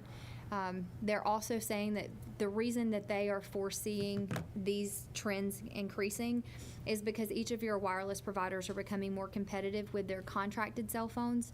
And so they're saying it may be cheaper for them, or some cost savings for them, to get an unlimited cell phone plan for $29.99 a month, as opposed to continuing to pay per transaction. So in regards to wireline and VoIP and all of that stuff, the FCC publishes the voice telephone service report in November of 2024, and this is going to be with the year-end results of 2023. Some of the key findings in all of these are specific to Georgia. You will see that in 2013 in Georgia, we had over 4.1 million landlines, and that include local exchange services and voice over IP. At the end of 2023, we had 2.4 million landlines. So over that time frame from 2013 to 2023, we've had a total reduction in 1.7 million landlines. They are attributing this cord cutting or getting away from having landlines. You're getting into what I'm about to ask you. We see the deduction in the landline, so we know the increase in cellular phones in the state of Georgia. So there is an increase as people are migrating from prepaid service to contracted cell phone service. You are having an increase in cellular fees, but what you're seeing is overall our fees are still not increasing that much because people are getting rid of their landlines. And the reason they're getting rid of landlines is they're choosing to just go with standalone internet. And there's federal regulations that state that you can tax uses of the internet, such as voice over IP, but you can't tax internet connectivity. So you have people who are choosing to keep their home internet, but they're getting rid of the voice over IP and their wireline. Yeah, let me ask you another question. If I lived in Florida, I got my phone in Florida, I moved to Georgia, if I change my address or tell my billing's changed, will that money go to Georgia? Or if I still have a home in Florida, which I do not, would the billing stay there, although I'm still living in Georgia over 6 months out of the year? How does that work for those people that are migrating into the state? So the fees are actually going to be dispersed in accordance with state law. So for example, in Georgia, if you have a home in Georgia and you also have a home in Florida, but your telephone service is registered in Florida, then Georgia would not see those fees.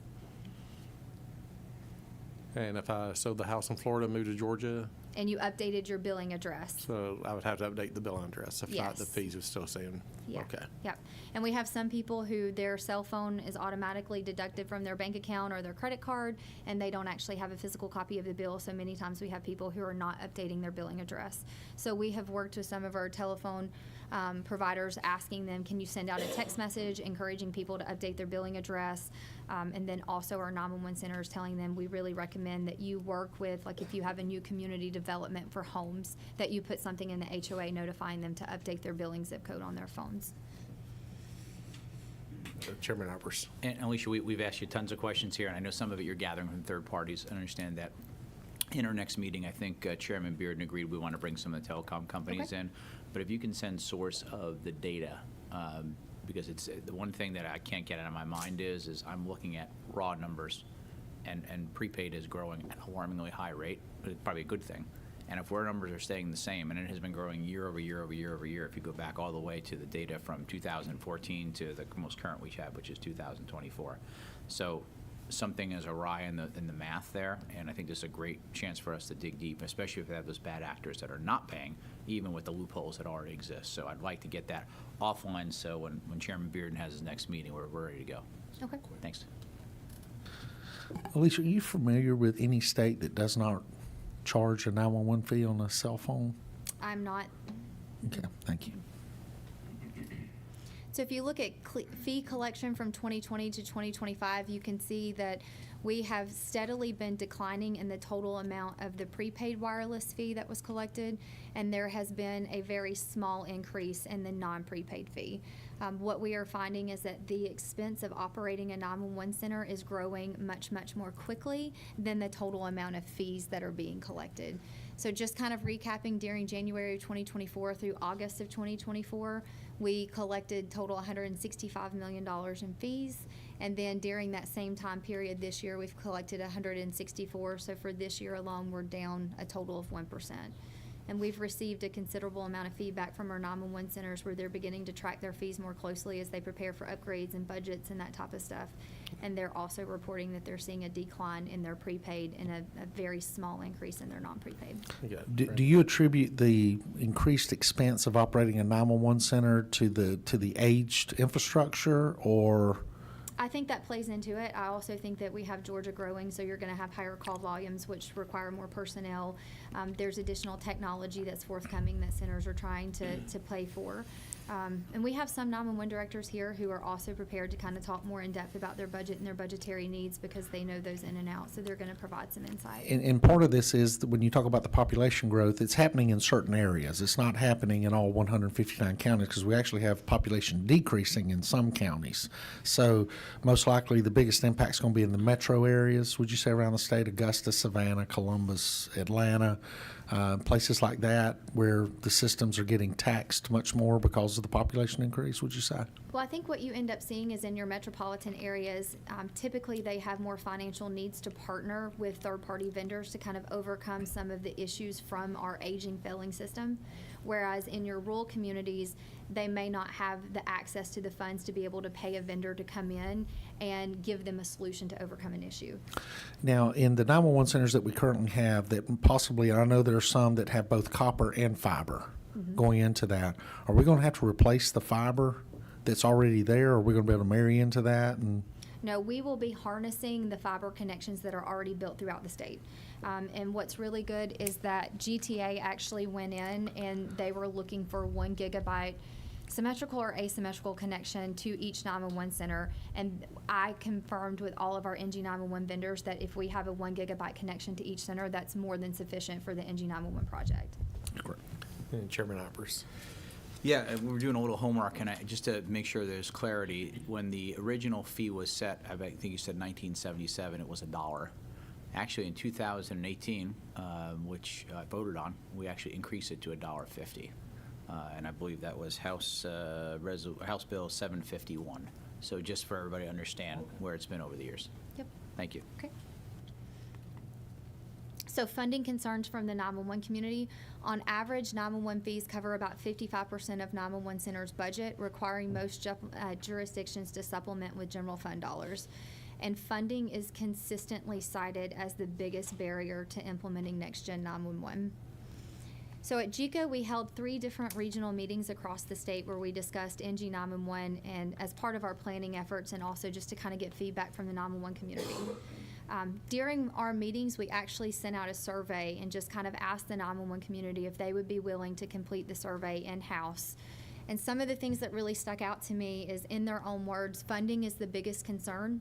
Funding for any equipment that will be needed, and if our center will be capable, how will I pay for it? I received a quote and the monthly costs are 25% more. We have some centers that have actually migrated to Next Generation 911 and now their monthly maintenance costs are more than twice what they were paying. And what's also hard is until we fully transition all of our 911 centers to the upgraded environment, we still have to keep our current infrastructure up and going. So these 911 centers are now paying maintenance bills on a system that's more costly, but they're also having to pay to keep our current 911 infrastructure up and going. So reoccurring costs beyond implementation, expected time frame for having to maintain legacy systems, again, funding and maintenance, and budget concerns. I saved this one for last because you can tell this person really put a lot of time and effort into providing feedback to the authority, which I appreciated. So my concerns are that we smaller agencies are not going to be able to afford all of the required equipment and the maintenance that goes along with it to support NG 911. Even if the county is able to add a little more funding into equipment, then that would take away from employees being able to ever get a reasonable salary due to all the funds going into NG 911. And that would make the employee shortages worse. Mapping is another issue. We small counties do not have GIS departments. No one can afford any. Wouldn't one of the solutions be to that individual's concern is what we were talking about earlier as far as regional 911s where we have multiple smaller counties that are overtaxed in operating it, so consolidating into one area and moving the funds there, couldn't that solve a lot of the problems? That could potentially solve some of their problems. However, I will say that you're still going to have limitations of it. You have some jurisdictions that may not be able to afford to consolidate initially. So, for example, if you have centers around you that are not sharing the same 911 infrastructure, then you could potentially have to have some infrastructure build out for you to be able to reroute your calls. And then you also get into Georgia as a home rule state.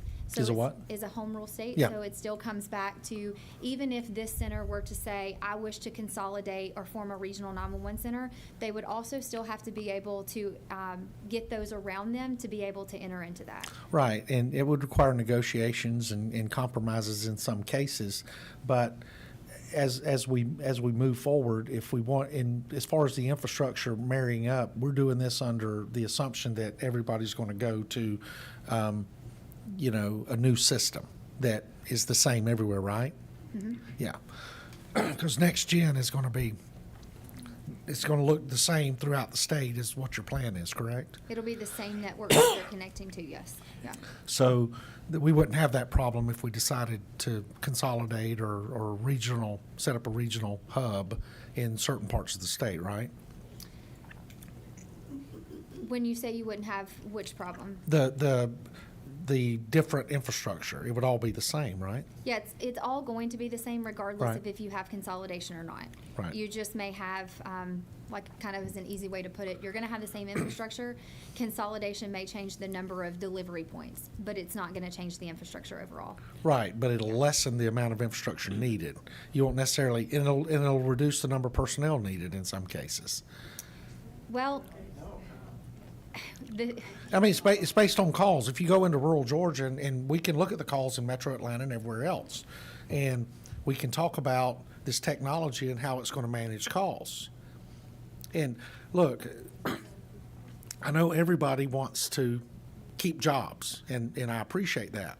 Technology is going to streamline a lot of things. This technology is, I mean, you look at some of the things, and I know you're deep into this. You look at some of the technology, some of the advancements made in 911 centers around the country, and you've seen where 911 centers have been able to become more efficient, while at the same time becoming leaner, whether that's personnel or equipment costs, because the maintenance on this is much less than the maintenance that we used to have on some of the older systems that were used in 911 systems. so one of the benefits to Georgia being behind other states is Right. that we are able to step back and look at lessons learned. Absolutely. So I will tell you, lessons learned from other states is that AI has been instrumental in helping 911 do their jobs faster and more efficiently. But I do not know of any states that have had mass layoffs as a result of technology. And I'm not talking about mass layoffs. I mean, mass is a pretty I rough don't know word. of any states that are reporting a decrease in their personnel. Well, what I've read is that some states, the personnel, they're already short. Yes. Yeah. So your current personnel So can what they now have stay is they up- have a bunch of empty funded slots. Yes. So what they've been able to do is narrow it down to the amount of personnel that they have. And so the funded slots that are empty already have gone away. And that money has been able to be used to go back into, to help either a 911 or some other issue within the county government that's currently responsible for the 911 center, whether that's 911, whether it's fire services, ambulance services, or whatever. So we've experienced that thanks to technology and consolidation of centers in certain places in rural America. So there could be that opportunity for us to do the same thing here, right? I think that those are things that we could explore, Yeah. looking into it. I will say that if you are receiving 100 counties over in or 100 calls in 5 different counties, right, just for easy math, consolidating those counties isn't going to guarantee that you're going to have a reduction in calls. It just means that you may be able to pull some of your resources in processing those calls. Right, exactly. Thank you. And one other follow-up is, one of the questions here was, how are we going to pay for it? With that being said, what are we looking at possibly for, on cost analysis to upfront costs, get Georgia in the right direction, and then once we get there, type of cost ongoing to make sure the technology and everything is, with the maintenance is where it needs to be to keep the system going forward? So based on a dated analysis, it was around $90 million for 5 years, and we have partnered with Mission Critical. We've completed the survey, and Mission Critical is actually providing us the updated cost analysis this week. And then we're looking at least, I would say at least $20 million annually to maintain that infrastructure. And for comparison, right now, we're paying about $5 million annually. Okay, thank you. And then the other question I'm often asked, so I'll go ahead and throw it out there, is people have asked, how have states that have gone ahead of us paid for this? They have adjusted their 911 fee. They have also incorporated state appropriations, and then they also took advantage of grant opportunities, which I will say there are conversations about establishing a grant. One of the biggest grant opportunities was the FCC was tasked with convening a 911 diversion strike force task. And so they came back and they came up with recommendations about legally what are eligible expenditures with 911 fees and what are not eligible expenditures for 911 fees. And so they came back and ruled that 911 fees can only be used for 911 purposes, and that is a federal statute. One of the potential penalties for violating that federal statute is that you're not eligible for grant programs. The FCC is also looking at auctioning some of their own spectrum, and there have been conversations about using the proceeds from that auction spectrum to fund Next Generation 911. So while I understand when people have said to me that you can't name what the stipulations of a grant will be before the grant is established, I feel confident in saying that if the FCC does auction their own assets to fund Next Generation 911, and they have already done an extensive amount of work on 911 fee diversion, that it is very, very likely that they will include that you cannot be a fee diverter state to be eligible for those funds. All right, so eligible uses of 911 fees, and I'm not going to go over all of these because they're actually written into the legislation, but I did want to bring it to everyone's attention that eligible expenditures are defined under OCGA 465134. And so it's going to be things like you can pay for the salary and benefits of employees solely contracted or employed for the operation of a 911 system. There's a lot for equipment and leasing. There's a line about mobile command vehicles, but we do have a list of everything that is allowed for under our current legislation. 911 fee reporting requirements. So any local government that's collecting or expending any non-prepaid fees must actually file a certification of their E911 expenditures with the Department of Administrative Audits. This is done as a part of their overall audit process each year. One of the disclaimers that I think kind of some of the words really stuck out to me when they're submitting these forms is that they are certifying the 911 funds were expended in compliance with the expenditure requirements specified in the Official Code of Georgia Annotated Section 465134. It further goes on to say that any local government which makes expenditures not in compliance with this code section may be held liable for pro rata reimbursement to the telephone and wireless telecommunications subscribers of amounts improperly expended. So we are already imposing on our local jurisdictions that in the event that they are found to have spent fees in non-compliance with the law, that they can be required to reimburse the subscribers who paid those fees. The New and Emerging Technologies Act of 2008 requires the Federal Communication Commission to submit an annual report to Congress on the collection and disbursement of 911 fees nationwide. Each year we receive a letter. It's actually sent to the governor's office and then forwarded to us, where we are expected to collect different information from each of our 911 centers, and we combine that information into a report that we then send to the FCC for them to determine if Georgia is or is not a fee diverter state. So with this, some of the things, and again, they're all listed in there, so I don't want to take your time reading each line item. But a couple of things I think is like the legal authority that establishes the funding mechanism. So each year, in the event that we change how 911 fees are collected or dispersed or eligible expenditures, we have to report to the FCC that we have made a change for them to look at that legislation and determine if it's compliant with federal code. We have to give them a detailed breakdown of how many fees we collected, and we also have to testify that we are not a fee diverter state. We have to report out on, are we spending any of our current fees we're collecting on NG 911? So it's really just kind of a detailed list of different information, and the report also closes out with they expect us to submit a statement on how any type of underfunding of 911 service or fee diversion is affecting 911 service delivery in our state. And Senator Robertson has a Yeah. question. You on your slide, state requirements for 911 fee expenditures, eligible expenditures under OCGA 46-5-134. Okay, are all of those? Are we looking at this slide? I believe we are. Okay, perfect. Are all of those expenditures there in compliance with the FCC? Those expenditures are, there's also a process in place where you can. Those are, you say? Yes, Okay. but those are solely, if you're looking at salary and benefits. I'm looking at all of them. Yeah, those are all specifically for 911 purposes. Correct. So that meets the federal legislation of them being focused on 911. So usage. once we corrected the problem we had several years back with the disbursement, we have been clear with the FCC as we Yes. move forward? We have not been flagged as a V diverter state Good. since. And I know you're getting close to the end. I think it was in one of these stacks somewhere. On a yearly basis for the $1.50 911 fee that is received, how much does that amount come to per year? So our total fee collection is going to be around 250 million annually. So 248, so we've gone from 229 up to 248 last year, and we're on target for about that amount this year. So, and I wanted to see if there are any other questions, because this does conclude. Is that slide in there, or is that just off the top of your head? Oh, no, that slide is in there, Okay. sorry. But I appreciate that you think that could be in my head, so.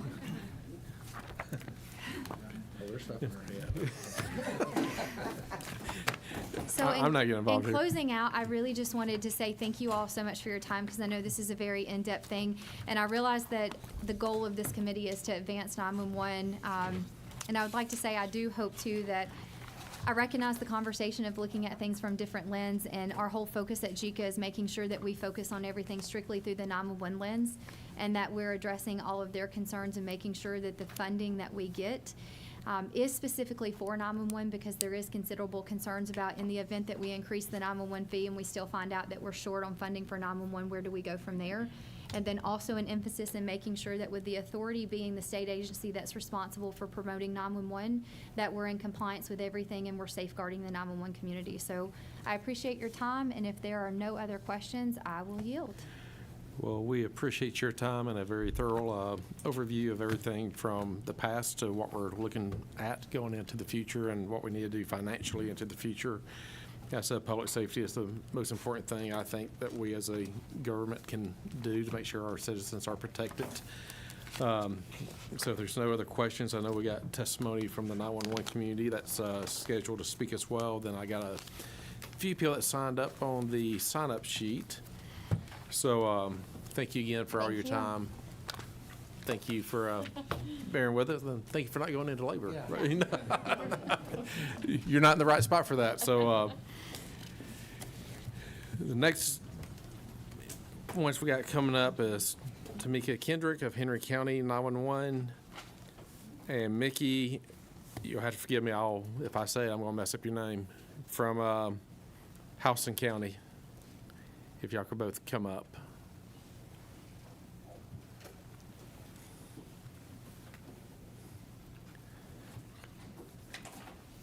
Mickey, how you pronounce your last name?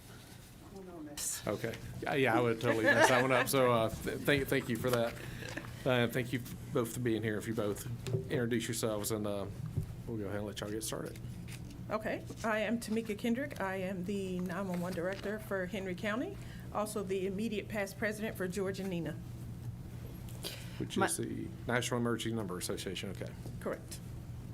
My name is Mickey Quinones. I am the director of Houston County 911, and I've been with the agency for 34 years. Thank you both for being here. So I'll let whoever would like to go first to start off with your comments. Okay, thank you very much, and thank you for this opportunity to speak in front of you. As you are well aware, 911 is the backbone of our emergency response system. When someone dials 911, they are reaching out at their most vulnerable moment with the expectation of immediate help. Yet while our phones and communication tools have evolved rapidly, the technology behind our 911 system remains rooted in infrastructure designed more than half a century ago. The growing gap between what the public can do with their personal devices and what our emergency systems can receive is no longer a matter of convenience. It's a matter of life or death. The limitations of our legacy systems are stark. More than 80% of our 911 calls now come from mobile phones, yet the system remains heavily reliant on voice-only calls. Think about a domestic violence victim who cannot safely speak but can discreetly send a text message. Imagine a hiker lost in a remote area whose voice description cannot provide the precise location that real-time GPS could instantly transmit. What about a crash victim whose injuries are best conveyed by a photo or video, allowing responders to prepare before they arrive on scene? In each of these scenarios, our current system is insufficient. NextGen 911 provides these critical capabilities, but they cannot be realized without a complete modernization of infrastructure. The urgency extends beyond individual incidents. Emergency response does not respect county or state boundaries. Today, 4 of the 5 states bordering Georgia, Alabama, Tennessee, North Carolina, and South Carolina, operate statewide NextGen 911 networks. Alabama has even provided phones to bordering counties in Georgia so calls can be transferred across state lines. Because most of Georgia's communication centers remain tied to legacy copper lines, we can only exchange audio, forcing communications officers to restart the process of gathering caller information and location after every transfer. These inefficiencies cost precious minutes, and in emergency response, minutes can mean the difference between life and death. In some cases, our 911 agencies are making critical decisions to prioritize funding for transitioning to NextGen 911 over funding for vital things like employee training. Investing in NextGen 911 will not only improve the speed and accuracy of our public safety response, it will provide responders with critical data, images, and video they need to arrive prepared and protected. This is as much about protecting our law enforcement officers, firefighters, and medical personnel as it is about protecting the residents we serve. It is about ensuring that our emergency response is equipped to meet modern threats and expectations. Funding, however, is the unavoidable challenge. When discussing funding, we cannot just talk about the initial funding of millions of dollars for each individual 911 center to be upgraded.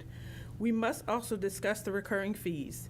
Today in Henry County, we pay a little over $5,000 a month, or approximately $60,000 annually. Transitioning to NextGen 911 will raise that figure to roughly $30,000 per month, or $360,000 annually, a 6-fold increase. That came directly from AT&T. The same is true for Douglas County. Their estimated costs when the transitions will happen will be $525,000 annually. Other jurisdictions already operating NextGen 911 confirm the scale of the costs. Cobb County reports annual fees of $888,000, the City of Atlanta $816,000, costs that cannot be sustained by our current 911 budgets. They are not inflated estimates. They are the reality we must prepare for with updating our 911 systems into the modern era. The case for funding NextGen 911 is clear. It is not a discretionary upgrade, nor is it an optional enhancement. It is the foundation upon which we must build our public safety infrastructure for the next generation. Without action, we will continue to fall behind neighboring states, leaving our residents and first responders at a disadvantage. The call to action is urgent. We have a responsibility to protect our citizens, uphold the integrity of our emergency services, and ensure that when someone calls for help, the system is ready to respond with the best tools available. NextGen 911 is not about technology for its own sake. It is about accountability, preparedness, and life safety. It is about ensuring that no life is lost because we lack the capability to receive a text message, pinpoint a location, or deliver critical information. The expected outcomes are tangible and profound: faster response times, greater accuracy in locating callers, enhanced responder safety, seamless interoperability with neighboring jurisdictions, a resilient, future-proof emergency communication system that reflects the strength, security, and preparedness of the state of Georgia. Supporting funding for NextGen 911 is the only prudent course of action. The investment may be substantial, but the cost of inaction is far greater, measured in lives, in delayed responses, in compromised safety, and in diminished public trust. The decision before us is not whether we can afford to fund NextGen 911, but whether we can afford not to. For the residents of Georgia, the men and women who respond to their calls, and for the integrity of our public safety mission, the time to act is now. Also, before I go, one quick final thought.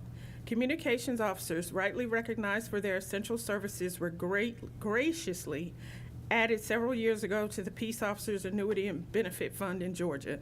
Definitely a worthy initiative. Georgia 911 Fee sends 0.75% of our annual 911 revenue to POAB to supplement the communications officers' retirements.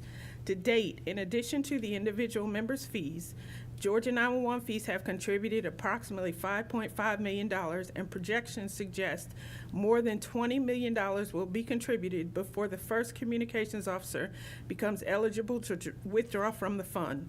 As a whole, Georgia's 911 community has contributed more than our fair share to the POAB's fund.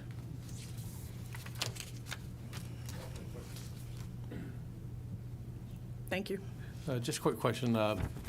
Percentage-wise, how many calls do y'all have from Henry County that's probably cell phone versus landlines? Did we pull that yesterday? 38% is cell phones. 38%. Okay.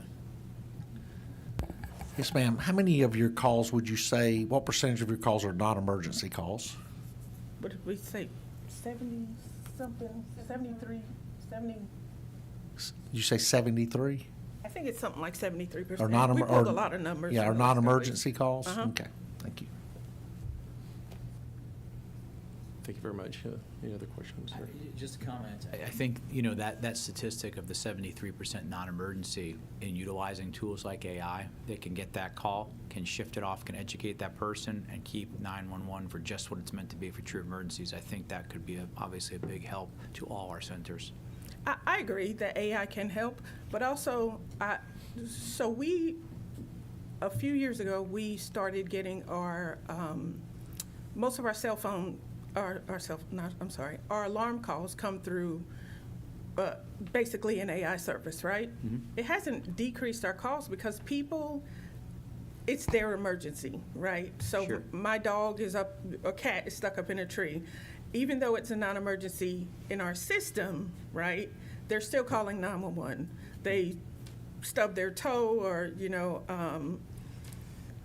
there's something, what we consider, those of us that are in the public safety field and what we consider to be non-emergency calls, these people are still calling 911. No, I completely understand. I'm thinking, AI answers a call, 911 is your emergency. There's a pothole on my street. No problem. That can divert it and say, this is actually a call that should be 301 in the future. Please, this is for emergency purposes. I'm going to transfer that line right now. Then it never even gets to a 911 operator whose time is as valuable as we want it to be. So Okay, just I agree. food for thought. And I used the stolen bike earlier as an example. We used to have issues where people would come home and things would be stolen out of their curtilage, your storage shed broken into, things like this. And so 911 would separate those calls out. So instead of sending a patrol vehicle to their house, that call would be redirected to a report writer who's in the 911 center, and that individual, a law enforcement officer, somebody qualified to write a report, would do the report over the phone. And so that kept the blue and whites on the streets. They weren't over there being tied up for all of that. The thing about it is as we look to make 911 more efficient and as we look to bring the new technology in, there's no, I haven't heard anybody talking about reducing the size of dispatchers needed or any of that. What we want to do is make sure that the dispatchers are doing what they were trained to do. And you have dispatchers that have these high skill sets that somebody's calling about their trash can being left out in the street when that call needs to go to Public Works, and the Public Works director or whomever there discusses it with the people that go around and pick up the trash cans, so that dispatchers aren't being held, and especially in metro areas, people with legitimate emergencies are not being put on hold. Correct. To wait. So that's the big thing we're trying to solve. Yep.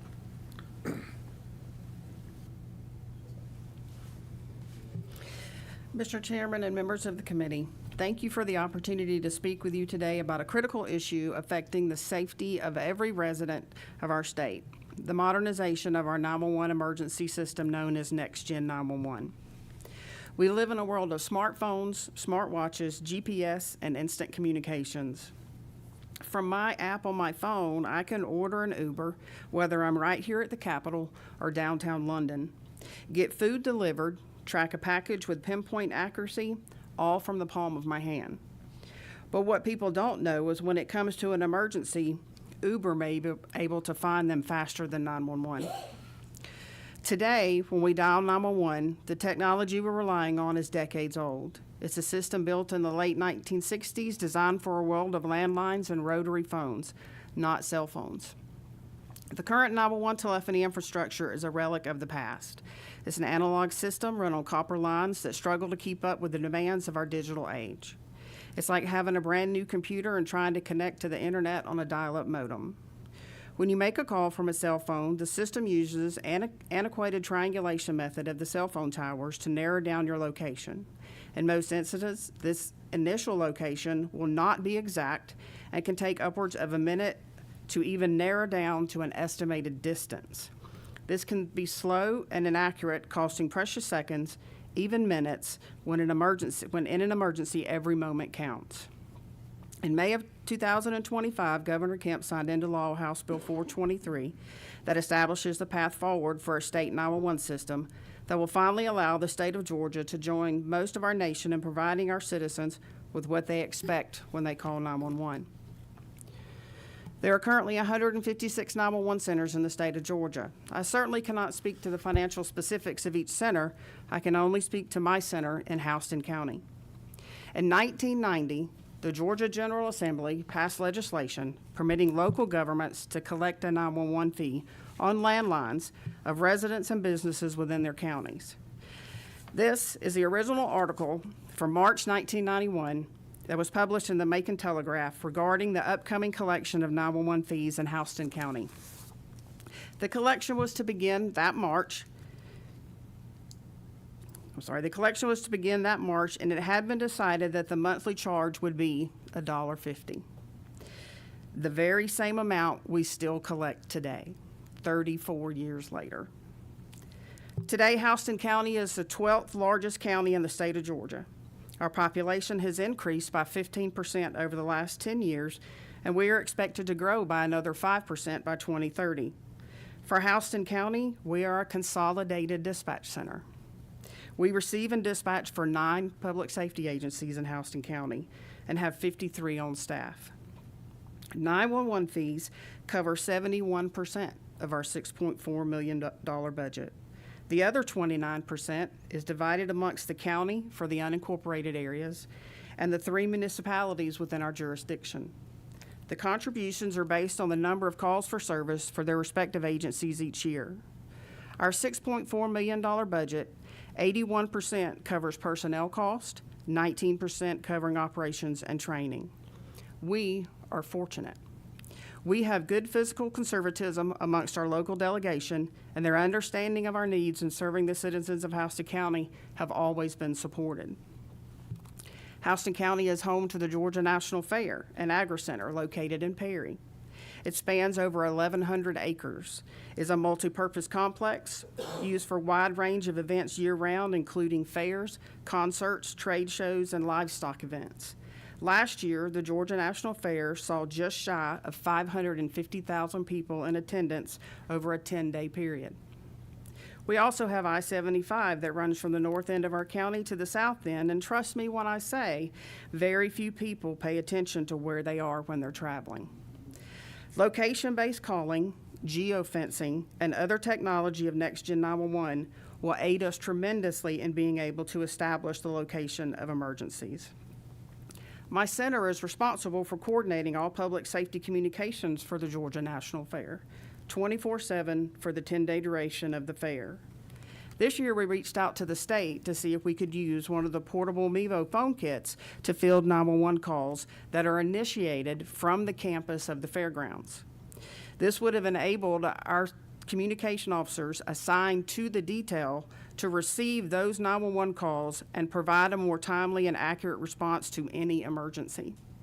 We were told that an EZNet was required for the specific task of geofencing for the phone system to isolate those 911 calls, and therefore would not work for us. Another experience we had in Houston County is within the last 6 weeks, to no fault of our own, we have lost phone service on our 11 lines that non-911 calls, or commonly referred to as 10-digit lines. These lines are critical as monitoring centers for alarm systems, including medical alarms, are not located within our county limits, therefore requiring them to call our 10-digit number when they receive an alarm activation. Without these lines, we cannot receive those alarm calls. We cannot attempt to call them back. We cannot dial out, and this means we cannot send help.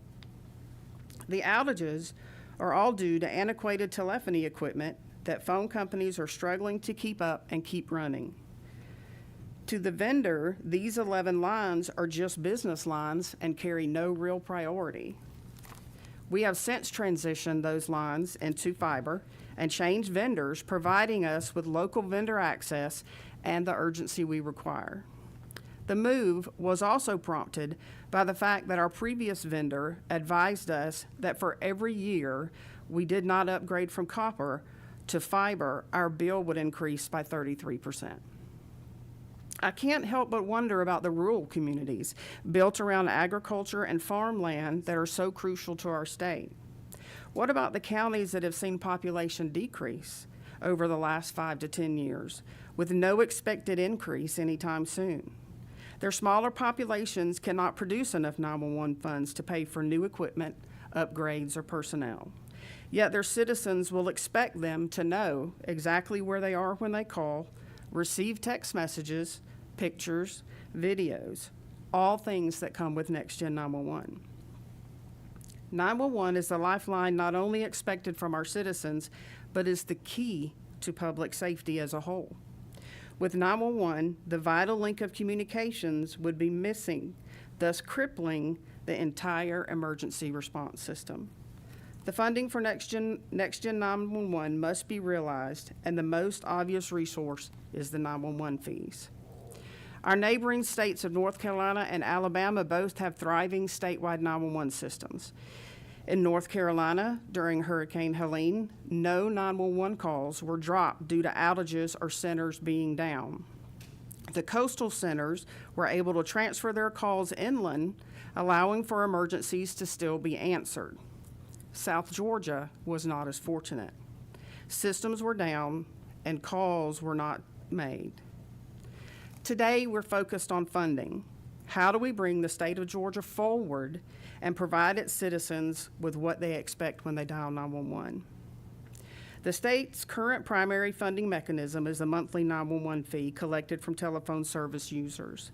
These fees, which are $1.50 per month for both non-prepaid and prepaid wireless services, are collected by the Georgia Department of Revenue and dispersed to local PSAPs. Increase those fees. It is way overdue. As a part of this, to ensure that those fees are used specifically and solely for 911, designate a portion of these funds to be used to cover the cost of the transition, including a new IP-based network and core services for NextGen 911. Allow JICA to receive this designated portion and distribute it to its primary PSAPs based on baseline distributions, ensuring each PSAP receives a consistent level of funding for their operational needs, and population providing additional funding to those who serve a larger number of people, with another option of establishing a grant program for distribution of additional funds. These funding models have worked well for both North Carolina and Alabama. While state-level fees are critical, I encourage local governments research intergovernmental shared costs amongst their respective municipalities and counties. Many jurisdictions already supplement their 911 fee revenue with funds from their general budget to cover operational expenses. But it is a model that works well in sharing costs with everyone that benefits from duties handled by the PSAP. Local governments review the federal and state statutes on 911 fee collection and distribution, shore up fee diversions, and ensure that 911 fees are being used strictly to fund 911 PSAPs. A major cost saver should be the emphasis of the statewide standardized approach. A high-quality data platform that all PSAPs can use, the state can avoid the wasted tax dollars of redundancy of each jurisdiction creating its own system. This build it once, use it many ways approach makes the funding more efficient. The state of Georgia has been one of the last states to pass legislation for NextGen 911. Ladies and gentlemen, we are way behind, but at least now we're in the game. Today, our citizens build their lives based on the convenience of mobility in the digital age. The world has changed, the technology of communication has evolved, and our emergency response system must evolve with it. Next Generation 911 isn't just a new system, it's a system built for the way we live now.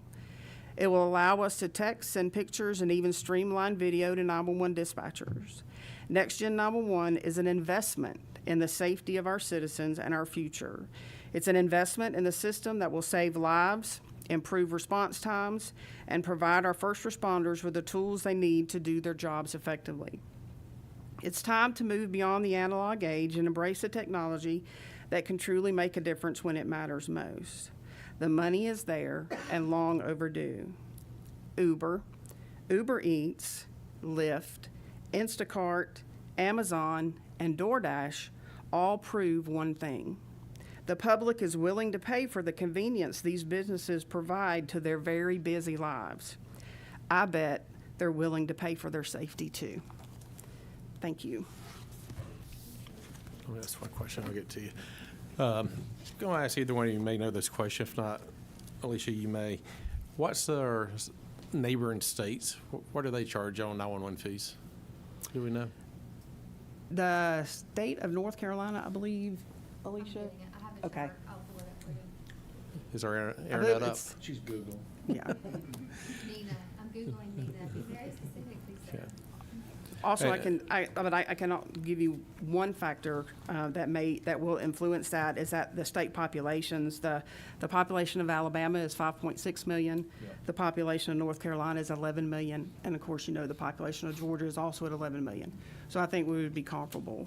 And I believe it's around $2 in North Carolina. I'm not sure about Alabama. And while we're waiting for that response, Senator Robertson. I just want to thank you for your comments, and something I've said all along during this thing, and I appreciate you bringing up the Uber and all of that stuff, Lyft, and because we had some discussions a couple of years ago about this, and people were concerned because I wanted to add about $2.50, $3 to the 911 fee, because when you're in rural Georgia, which part of my district is, and your grandmother's having a heart attack, or your house is on fire, or somebody's breaking in, people don't care that they're paying $5, $6 a month in a 911 fee. What they care about is getting a resource there as fast as possible to solve the problem they have. Right. And I think that is a great message for y'all to carry out, because we need the absolute best 911 centers we can have. And look, I haven't seen my cell phone bill since Jesus was a juvenile. But I know today what I'm paying. But it doesn't bother me, because every time I call 911, I get a response, which has only been once, and thanks to the alarm in my house. But I really appreciate you, and I think that is a strong message for you to send out, because I do believe the people that you serve in Houston County, if it's that big of a deal, but that fee has been too low for too long for the amount of service y'all provide. Yes. Good job. Thank you. Any other questions from the committee? Okay, well, thank you both All right. again, Thank you. especially coming through Henry County. I know that traffic can be tough, but thank y'all both for being here and for everything that y'all do. And Alicia, when you get that number, just I'm on page 110 of 164. You need a bigger phone? And we do have some sign-ups here, so while we're waiting for that answer, we'll go ahead and get started on the sign-up sheet. Shane Bonebreak, if you want to come up here, introduce yourself and who you're with, that'd be great. Good morning, Mr. Chairman and Senators. I appreciate you letting us have a voice. My name is Shane Bonebreak. I'm the Director of Cherokee County 911. I come from 38 years of public safety, retired 20 years firefighter, flight paramedic, police officer, New Orleans police officer in Woodstock, and also a dispatcher. I was one of the police officers that had a gun in my mouth my last 2 weeks as a police officer fighting with a drunk. And when I was fighting with him, my shoulder keyed up my radio. And my dispatcher heard the word gun as I was screaming gun. Couldn't just key up my radio and say, hey, I got a gun in my mouth and I'm fighting. But she heard that, put the station down, and I had the cavalry coming within 20 seconds. I got to go home that day to my family, and I'm blessed. And it's because that dispatcher was diligently listening and heard that one word of me fighting this guy for my life and her gun. So when I got this job, I promised my county commission and my county manager that I would give them the best center in the entire state of Georgia, and I have. Senator Albers has been to my center several times. He's a big, big advocate of 911 and public safety. So I have a staff of 60, And that's what I'm given. I am fully staffed. I've been fully staffed for almost 2 years. APCO Retain says I need 18 more positions for my call volume, for my minutes on the radio, for the population. Everything says I'm 18 people short. County budget can't support it. I get about 6.3 in from DOR. We are October to October, so I'm finishing my my budget year now. I'm pulling 1.3 million out of my reserves for this. So over a year ago, I lost my 911 lines, my legacy lines. Somebody dug them up in Gainesville, and I lost everything for 42 minutes. Thank God I didn't miss anything critical. But I went to my county commission and said, we've got a problem. I've got a 25-year-old outdated system. And when they said that, Shane, you probably have 18 months before we can get you up operational. And that was 911, 18 months. I wanted to throw up. So I went to the commission and I presented Next Generation 911, and we, as of next week, will be a fully Next Generation 911 center. We are completely through the whole process, spent $1.9 million on it. I was blessed that I didn't have to pull out of my funds. The county actually did it out of their reserves. They saw it was very, very important for the citizens of Cherokee to not pick up that phone like you said, and there's nothing be there. So within a week, we should be fully Next Generation compliant, not compliant, active. Videos, absolutely everything. My bills went up from $16,000 a month to $37,800 is what my phone bills are now. I got my very first phone bill yesterday from what it will be every single month going from here on, and it's $37,800. So that's a significant increase when the county's cutting $11 million out of their budget. The senator, like I said, the senator's been there. Representative Byrd comes there a lot. They see my budget. They see that I don't frivolously spend on anything, nothing. But it's hard for me to be able to give the people sitting in those seats raises when I've got to do all this for my technical side. I'm not a technical guy. I'm a people person, and I'm sitting there watching my people answer 2,000 phone calls a day, almost 500,000 phone calls a year that are going paycheck to paycheck.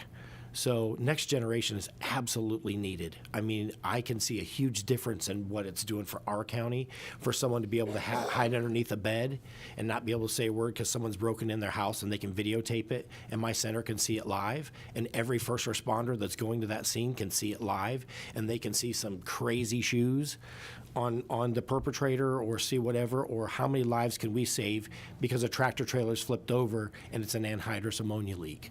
And then keep from stupid police officers, because I was one, want to go up there and save the day, and you walk into an anhydrous ammonia cloud, take a breath, and you're dead. So Next Generation is very, very, very important for the citizens and for all of our first responders. I dispatch for 9 agencies here, getting ready to be the 10th because the school district just came to us. So I dispatch for over 100 pieces of fire equipment every day, 4,000 radio clicks a day on that one single radio. So Next Generation is absolutely needed, but funding, I know this isn't a funding meeting. I know it's not, but we need every penny that we can get because the counties can't afford it. If you gave me the $1 more, from what we figured out, it would be about $2.27 million more dollars that I would get in, and it would completely cover everything that I need. So I can't thank you enough for being here and listening. For once, 911 having a voice and be able to sit in front of prestigious members of, of the state and say, hey, we live this every single day. We're living emergency after emergency, and my people keep coming back. They come back tomorrow and they do it again after picking up a call from a mom and dad whose 4-year-old just shot himself in the head. But guess what? They came back the next day. So whatever technology, whatever we can do for our people is it's absolutely imperative. So I could talk to you for hours about my people. I invite him all the time to come up here. And the thing I can't thank him enough is he actually does come up and spend time. So I implore all of you to go to your centers and sit there for 2 hours and watch what they do, and you'll understand. So I thank you so much. And just a comment, if I could, Mr. Chairman, aside from being a phenomenal leader and all the great work Shane's done there, there's not too many people in this business that have been every part of the stool of first responders. Shane has been a firefighter. He's been a paramedic in EMS. He's been a police officer and a dispatcher and runs dispatch. That's a great perspective for everybody to have to know how important it is. So thank you, Shane, for you and your team. Thank you, Senator. Director, I want to say what I'm impressed with is it sounds like those who are putting this plan together have an example to follow, what y'all have done there. Yes, sir. And to be honest with you, when you said was it 1.3 million? Yes, sir, is what I'm going to. Yeah, I was thinking it was going to be a much greater number than that. So I'm extremely impressed with what you've been able to do. I think it's an example that you dispatch currently for 9 and you're going to be able to dispatch for 10. Yes, sir. I think what you've done is, based on everything you've said, is you've set the example, the benchmark, if you will, that hopefully we can achieve at other 911 centers around the state. And thank you so much for standing up for your men and women that sit in those chairs and take those calls day in and day out. In many places, they're invisible, they're not appreciated enough, and nobody understands the full psychological impact that job has on those men and women as they do it.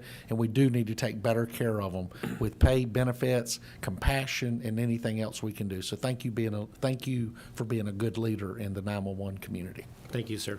That means a lot. It's just when I sit there and I look at them, it's like every day I say, what can I do to make their day better? How can I make sure that they don't come back tomorrow and say, I can't answer another phone call, Shane. I can't do it. Because it's imperative, because would that AI have heard me whisper gun? Would they have heard that one word gun? In the new system, there are words that the AI does pick up. Gun, knife, kill, murder. They pick up those words on there, but that person heard it. It's just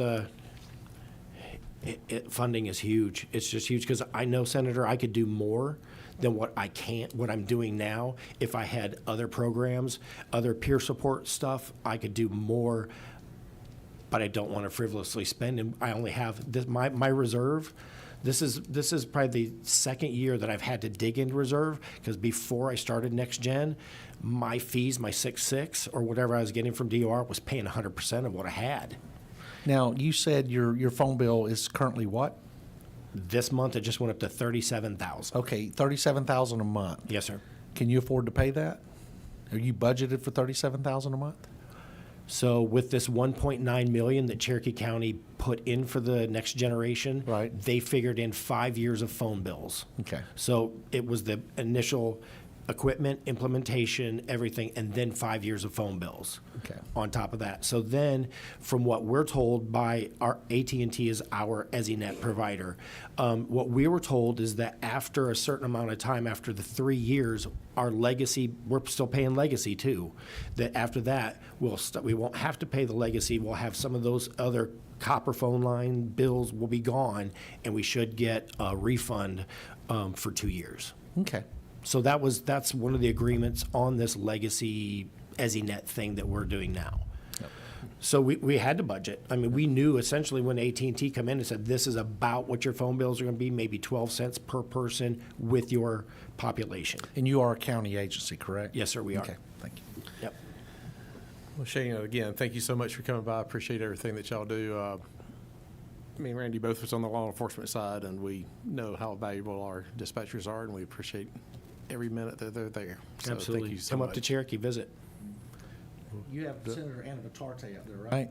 No. No. Who is that? Who's Alden. up? Who? New Senator Dixon, Kirkpatrick, and myself. Yeah, I'll probably go around. He can buy us lunch, sir. But it's never too late for these guys to get promoted to the fireside. So. Thank you again. Thank you. Okay, thank you. So the state of Alabama, it's $2.23 across the board. For North Carolina, it's 55 cents. And if there are any other states you're interested in, I have the list of all of them. Why don't you just email us? Perfect. Be great. Yeah, the thing that gets me is Alabama's 250, and they have less population. From Douglas County 911, which is my county, so thank you so much for being here. Thank you.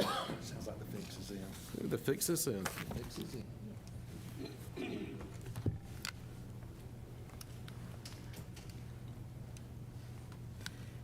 Good afternoon, Chair and members of the committee.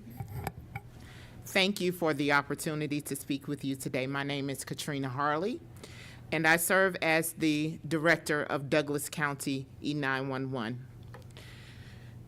I want to begin with something very personal. At the House Committee hearing in August, I shared that I am a caretaker for my mother. Since she has lived with me, I have had to call 911 myself. In that moment, I was not the director of 911 in Douglas County. I was a citizen. I was simply a daughter, scared and in need of help. The voice that answered on the other end had to be reliable. That call reminded me, in the most personal way, that the system we manage is not an abstract network. It is a lifeline that any one of us may need at any moment. That is why I'm here today. Because while our centers continue to answer the call, the reality is that annual costs for sustaining and modernizing 911 now exceed the fees that fund us. Every year, that gap grows. We are forced to patch, stretch, and make do, but that approach has a limit.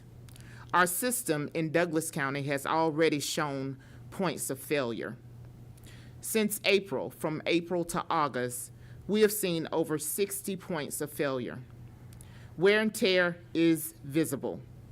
The interruptions that we have seen have not yet been catastrophic, but the fact that they are happening should serve as a warning sign. We cannot wait for catastrophic failure before acting.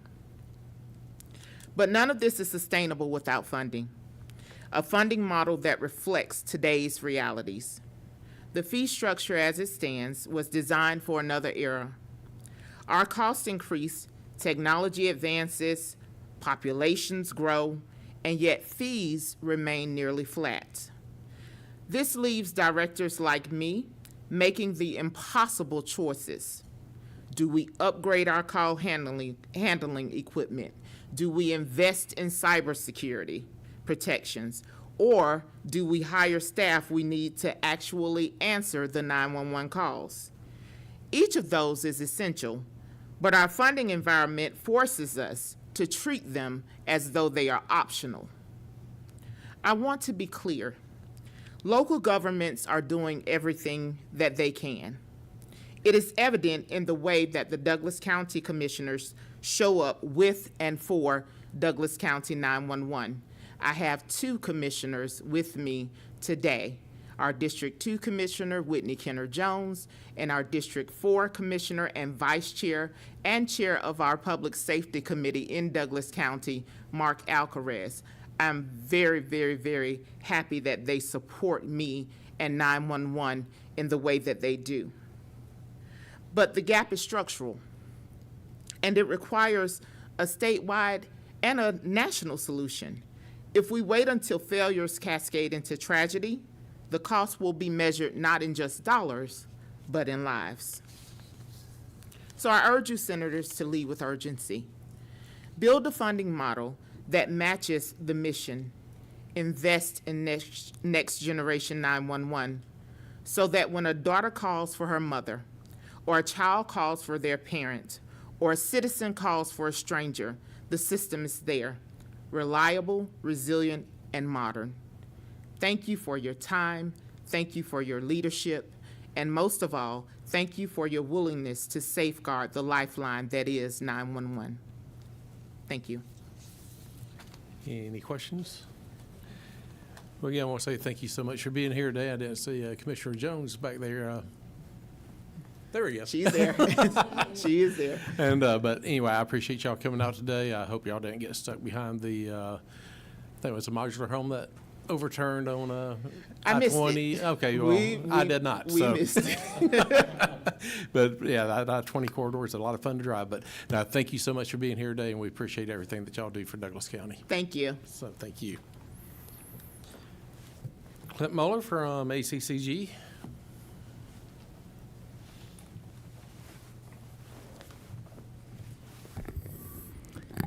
Thank you, Chairman Bearden and members of the committee. My name is Clint Mueller. I'm with the County Commissioners Association, ACCG. We represent the 159 county governments in the state of Georgia. most of our counties administer the PSAPs, which are our 911 centers across the state of Georgia. I want to thank you, first of all, for looking at this issue. This is an extremely important issue that you're looking at. And I also want to thank you for the passion that you all have for public safety. I know most of you up here have served as a first responder, so you understand it from that perspective, which is invaluable when we're talking about how important communication is to the whole public safety system that we have. It all starts with that call. And if you can't get that first call correct, nothing else works after that. And so I understand that you all understand that, and that you all are really the ones that can really champion this issue at the General Assembly because of your experience being a first responder. So I really appreciate that. I also want to thank the people in the audience behind me. I know a lot of them work for 911 centers across the state. And sometimes it's a thankless job, but I think if you talk to our firefighters, our police officers, our EMTs, they all appreciate having our communications folks on the other line when they're out there dealing with difficult situations, because those communications people are a lifeline to the people that are out there in the field.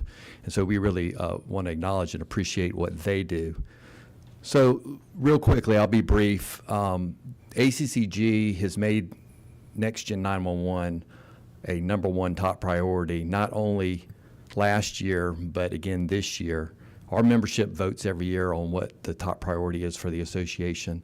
As you can imagine, with county governments, we have hundreds and hundreds of issues we deal with. So out of all the issues that we deal with, the county commissioners in 159 counties voted this as the #1 top priority for our association. That just shows you how important this issue is to the counties of Georgia. I think it's that important because, as you know, of all the things that county governments do, public safety is priority #1. And this is so critical to public safety. I think that's why our membership has voted this 2 years in a row to be a #1 priority for us. So we want to work alongside you, trying to figure out the funding for this. Obviously, that's the difficult piece, is how do you fund all of this? As it's already been said today, the current fee only funds a fraction, maybe 50% or so. It varies obviously from county to county of what it truly costs to fully fund 911 as it is today, not to mention where we're going with NextGen 911. I would say that I think we really need to be focused on how do we get the funding to get us to NextGen 911. I think there's a lot of conversations that could and should be had is around, are we providing 911 the most efficient way? And I think we need to continue to have those conversations. So, for example, with the NextGen platform, there may be things that we can do in the future that we can't do today as far as sharing resources, sharing call volumes, all of those things. And I think all of that, those conversations need to be had. I just hope that we don't do anything to slow up the transition to NextGen 911. I think that's, in my mind, the emergency. Let's get us to NextGen 911 across the entire state. And then let's continue to look at what we can do to maybe run 911 more efficiently so it costs us less. I think at the end of the day, everybody wants to provide a high-level service for the lowest possible cost, and we want to be your partners in that endeavor to continue to look at 911. Thank God that we have JICA. JICA, it wasn't too many years ago that JICA didn't exist. We're very, if you look at Georgia compared to other states, we're a very decentralized system when it comes to 911. There are other states where the 911 services are all provided by the state government, like the locals aren't involved in it. In Georgia, we've had local governments that do that, and there really hasn't been a whole lot of state coordination. So JICA was really our first effort, and that was a priority of ACCG's to create JICA. That was the first effort to try to get some statewide coordination around 911. And I think today, how would we even get to NextGen 911 without an organization like JICA?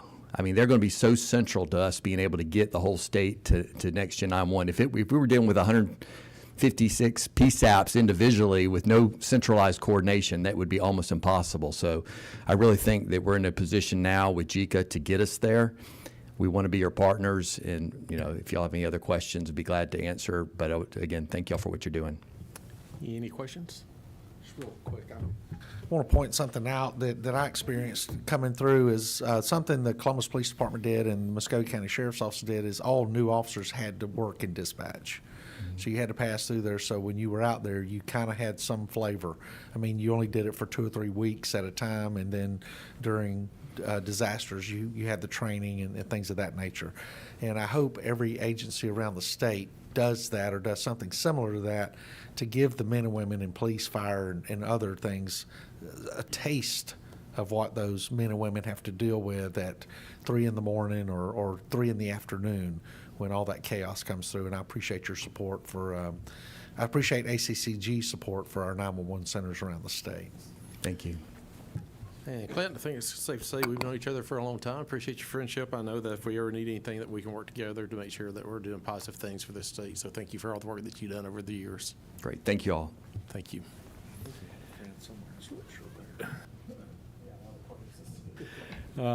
Last one, Hannah. I'm sorry, I can't read the last name. With Troutman. Hannah Troutman. Hannah Troutman, going once, going twice. So done. Okay, well, that wraps up the our first subcommittee meeting.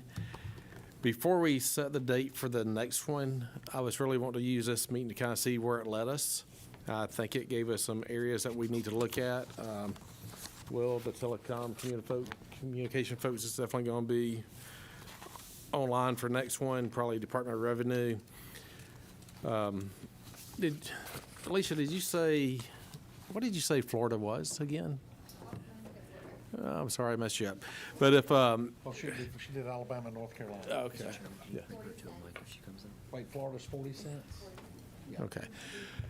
That's, You know, we're talking about funding NextGen 911. I wish I could say that as soon as we get elected, we have the answers to everything, but we don't.